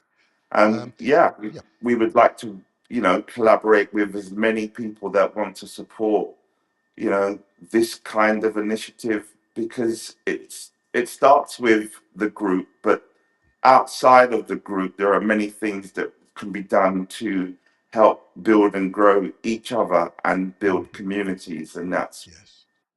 that's the point really for me. Without a shadow of a doubt, and it's such an important observation you've just made, and I want to emphasise that to those men and indeed women who are listening to this and watching this, that enabling those men to find themselves again, to realise their potential and to release that potential on their families and the wider community is an awesome scene to observe. Okay, and Tony Seeley has been at the forefront of allowing men to realize their potential, to become far more emotionally resilient men, boys and men, and indeed elders, he says, in the community. In the community. And this is work that has gone below the parapet, as it were. Okay, it's been allowed to do that. But you know what? I'm putting above the parapet. We need to give light to this outstanding piece of work. Okay, and I am for the foreseeable future going to give promotion to the Black Men's Consortium. I believe this is an example of us putting in place structures to support those who need it most so that they can grow as human beings and be good contributors to their families, to the community, and to wider society. Martin, Tony, it's been a pleasure. It's been a it's real been a pleasure pleasure. talking to you. What, what would be your last message for the audience? Last message for the audience. um Find somebody that you feel comfortable talking Yes. to. Thank you. That's absolutely right. Whoever you most trust, and we trust that such a person will ensure that you receive the best possible advice and support. Thumbs up. Thank you very much, Tony. You've been an outstanding guest, and most certainly you've infused quite a number of people here. And maybe we should have you back again. I'll open up the phone line next time, maybe. But it is, without a shadow of a doubt, an important piece of work. And I just want to give you this long applause, long applause. And I'm going to give you further record for this. I want to make sure it's understood by all and sundry. This is the way forward. This is the way forward. Come on, this is the way forward. Oh yeah, even more. This is the way forward. Well done, Tony. Well done. Well done. And if you need our support, if there's an event you wish to give promotion to, our doors are always open to you. Thank you very much for being an outstanding guest on the Motivator Show today. Good day to you, Tony. And travel well, travel safely. We look forward to you back here in London from Kenya. As they say here in Kenya, thank you, asante sana. Asante sana. Thank you. I like that. Good day. Good day. Well, thank you. Praise be. Praise Jah. Rastafari. Bless Ashum. Oh, wow. There you go. Wasn't that something? Wasn't that something? And I hope you'd agree. Another inspirational guest. The purpose of these shows is to inspire, to motivate, so that you will do better for yourself, your family, and your wider community. I must say, it is. I see the messages waiting for the phone line. Oh, I'm sorry. Maybe next time I'll open up the lines, and don't you worry. This time we just want to get to know the guest. Next time we'll get him back again, and we'll open up the phone lines, and we'll have a much wider interaction with men across the community, so that we can get a good sense of your feelings about yourselves. But you now have the website address for the Black Men Consortium. And I repeat the website address. It is the Black Men's, with an S at the end, blackmensconsortium.com. The Black Men's Consortium.com. And Tony mentioned the telephone number, and in the UK it's 07956 877 358. Okay, there you are. Now, I'm going to say to you, I'm truly inspired, truly inspired. I want to thank Tony for his work again. Outstanding piece of work. And long may that work continue. But I'm also very conscious that talk is cheap, actions speak louder than word. And I said I'm going to support him, and I'm sure other elected members want to give support to such an organisation that is definitely producing a verifiable result and transforming the lives of men. Of all ages, he said, is transforming the lives of men, releasing their potential that can only benefit themselves, their families, and the wider society. Yeah? It is a positive step forward, and long may Tony and the management team at the Black Men Consortium continue their outstanding works. Now, before I go, I just want to make sure it's understood. Those of you who are online and you are viewing us and you haven't subscribed, can I encourage you to subscribe to us, okay? Subscribe, there's no cost, it's simply an affirmation that the content is to your liking. Subscribe, at the very least, give us the thumbs up. Give us the thumbs up, or indeed, leave a comment. Yep, if you're a YouTube subscriber, leave a comment. If you're on Facebook, please do the same as well. Leave a comment. Your feedback are always noted. Please subscribe. Please subscribe. Over 95% of you have not subscribed. I would encourage you to do so and help particularly the YouTube algorithm to recommend this podcast to others who have yet to become aware of us. Please subscribe. Please subscribe. Secondly, I just want to make sure it's understood that each of my guests, I go through a long period of vetting and verification to ensure that the work that is delivered is actually being delivered. These are not hollow words. You know, I'm not a man for hollow words. I've verified and I've checked. I repeat, I've verified and I have checked to ensure that the works outlined to you today are actually being delivered. And I mentioned the particular personality type which is prevalent in the community. And I'm amongst those who are very determined, but very stubborn. We're thick-skinned, yeah? And we don't change easily. We don't make friends easily. But once we are your friend, we are your friends for life.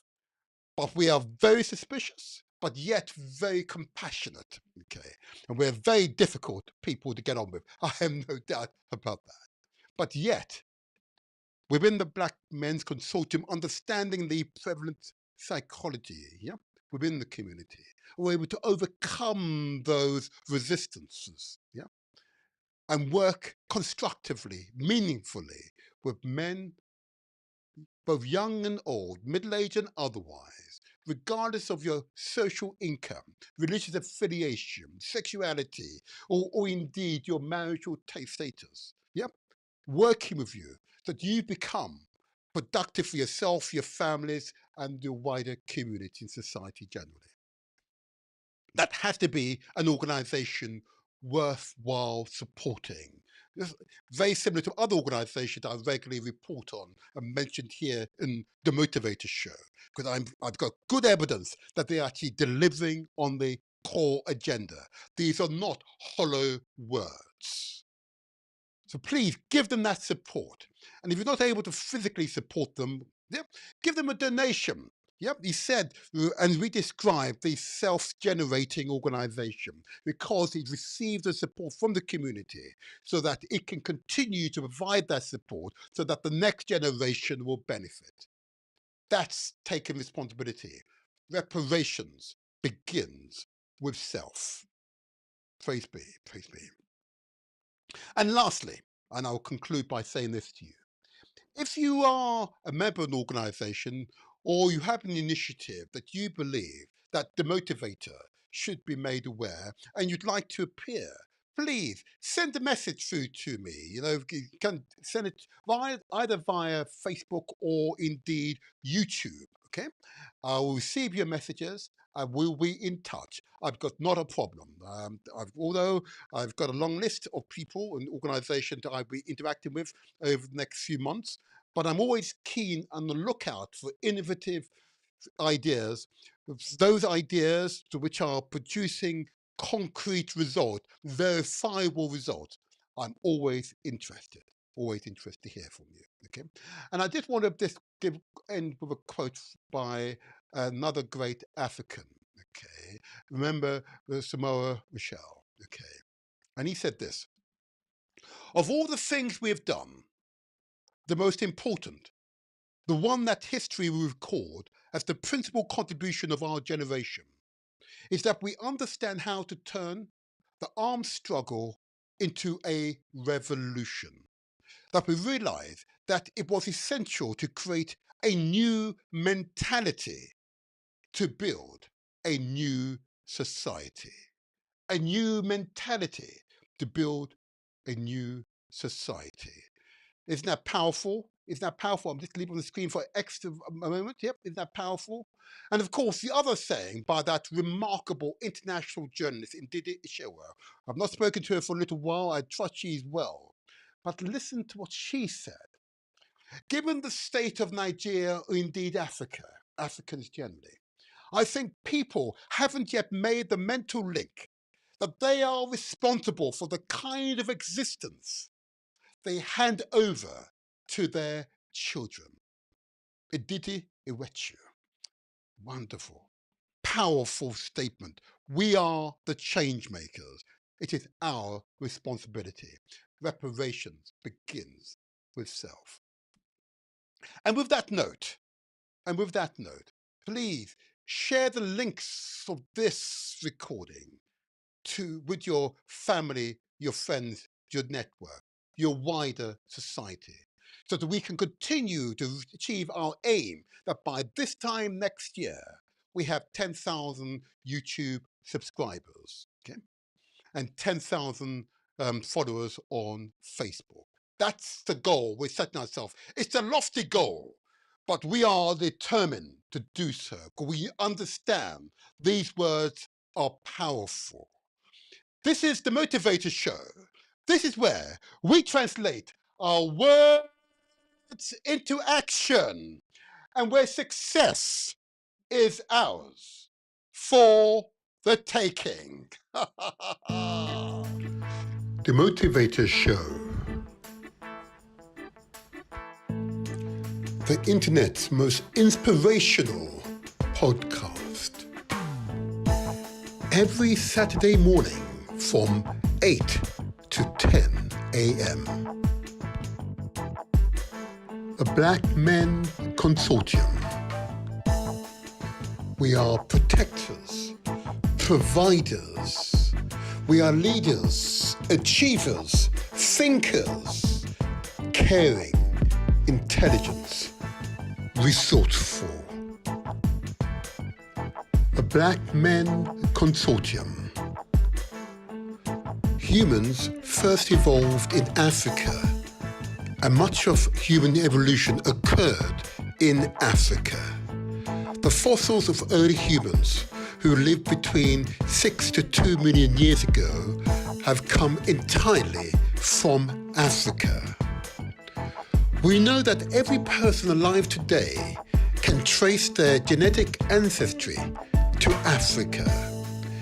It has long been thought that we began in one single East or South African population, which eventually spread into Asia, Europe, and the world.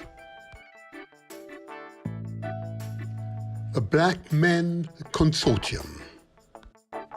To the Nok civilization of West Africa, to the Buganda in the East, from the great Congo people of Central Africa to the Mutupa Empire in the South. Africa is home to the world's earliest form of mathematical thinking and the first known use of measuring and calculations, confirming the continent as the birthplace of both basic and advanced mathematics. Writing evolved to become simpler, more efficient, according to a new study based on the analysis of an isolated West African writing system. The world's very first invention of writing took place over 5,000 years ago in the early African civilizations. The Black Men Consortium. The Greek philosopher Proclus, in his commentary on Euclid, observed that geometry literally means the measurement of land. First arose in surveying practices amongst the ancient Africans in Egypt for the flooding of the Nile, compelled them each year to redefine the boundaries of properties. Ferrous metallurgy is the metallurgy of iron and its alloys. The earliest surviving prehistoric iron artifacts from the 4th millennium BC in Africa. The Egyptians made from meteoritic iron nickel.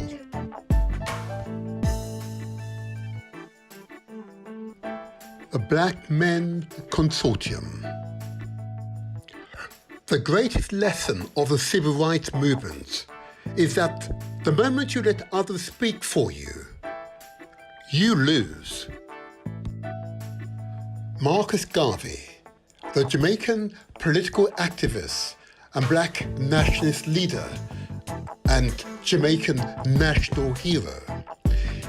He says, if you have no confidence in self, you are twice defeated in the race of life. With confidence, you have won even before you have started. The Black Men Consortium is an intergenerational, user-led group that meets weekly to explore issues that matter to black men. Mental and physical health, relationships, parenthood, racial identity, and social justice are a sampling of the subjects we address. Regardless of income, age, sexuality, or mental health status. The BMC caters to men impacted by life experiences. In our coming together, we find ways to heal and be the better person. The Black Men Consortium. One of the ways we examine the topics we care about is by participating in a wide range of methods that include creative drama activities. We also give public performances at venues in London and beyond. Our medicine is the process we engage in, using playful, creative ways of allowing ourselves to be ourselves. The Black Men Consortium. You can't go through hell alone. Keeping up the conversation about black men's mental health. After a year of lockdown, the impact of the pandemic on mental health has become clear. The pandemic has also disproportionately affected black people and communities of colour.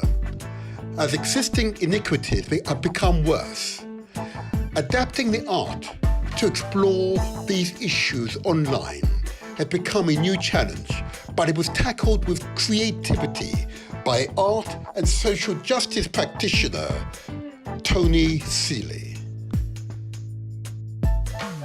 The Black Men Consortium. The importance of fathers. Understanding the vital role that father figures play in children's emotional development.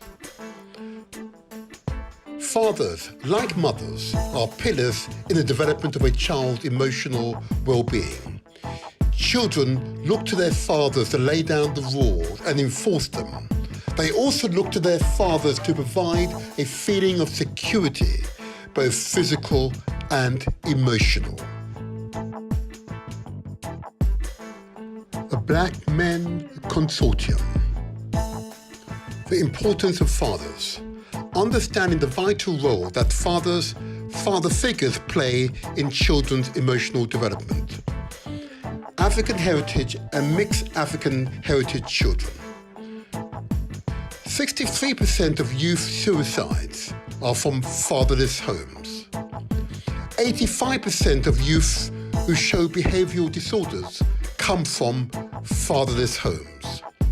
71% of all adolescent patients in drug rehabilitation centres come from fatherless homes. 85% of youths in prison grew up in a fatherless home. The Black Men Consortium. Why you should join. Are you feeling isolated, anxious, worried, or stressed? Are you seeking help, connection, or togetherness with others? Are you in need of meaningful and memorable creative get-togethers? The Black Men Consortium. Why you should join. We always carry out regular rituals that orbit around checking in and checking out with the group members. During these rituals, we become present and distinguish people before the process and weave the past into today's session. The purpose and most essential ingredients. What are the ingredients for a sharp, bold, meaningful purpose? How can getting clear on your purposes help us filter and specify our creative choices towards a more meaningful outcome? Wise men. How we do better unleash and include the wisdom of everyone in the room. What ways exist to invite in more voices, more perspectives, and more ideas? How do we attend to the diversity in the room and not flatten complexity? the Black Men Consortium. Why you should join. We always carry out regular rituals that orbit around checking in and checking out with the group members. During these rituals, we become present and distinguished people before the process and weave the past into today's session. Design and creative journeys. How do we craft experiences that guide and support a group of men to get to where they need to go? How do we think about stringing together different modes of creativity that meets our objectives? Let's build our capacity to get clear on the underlying issues coming out of our creativity and notice how each other's choices is supporting an overarching purpose or objective. The Black Men Consortium. Why you should join. We always carry out regular rituals that orbit around checking in and checking out with group members. During these rituals, we become present and distinguished people before the process and weave the past into today's session. Dynamic, perspective, responsive spaces. How can we embrace the complexity in the room and the system, not as a barrier, but as a creative source? How do we build our skill to meet inequalities and injustice with enough curiosity to extract learning contributions that might not otherwise be welcome? How do we hold care for those in the room who are used to the status quo, who need support as we make room for more to be discovered collectively? The Black Men Consortium. You will be welcomed. Website address, it's the blackmenconsortium.com. Telephone number, phone Tony on 07956 877 358. And they're based at the Mosaic Clubhouse, 65 Esra Road, London SW2 1BZ. The Motivator Show. Success is ours for the taking.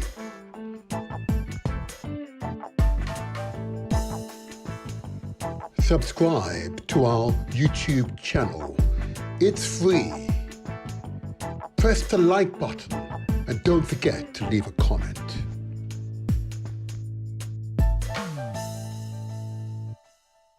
We are also on Instagram and TikTok. Follow us there too.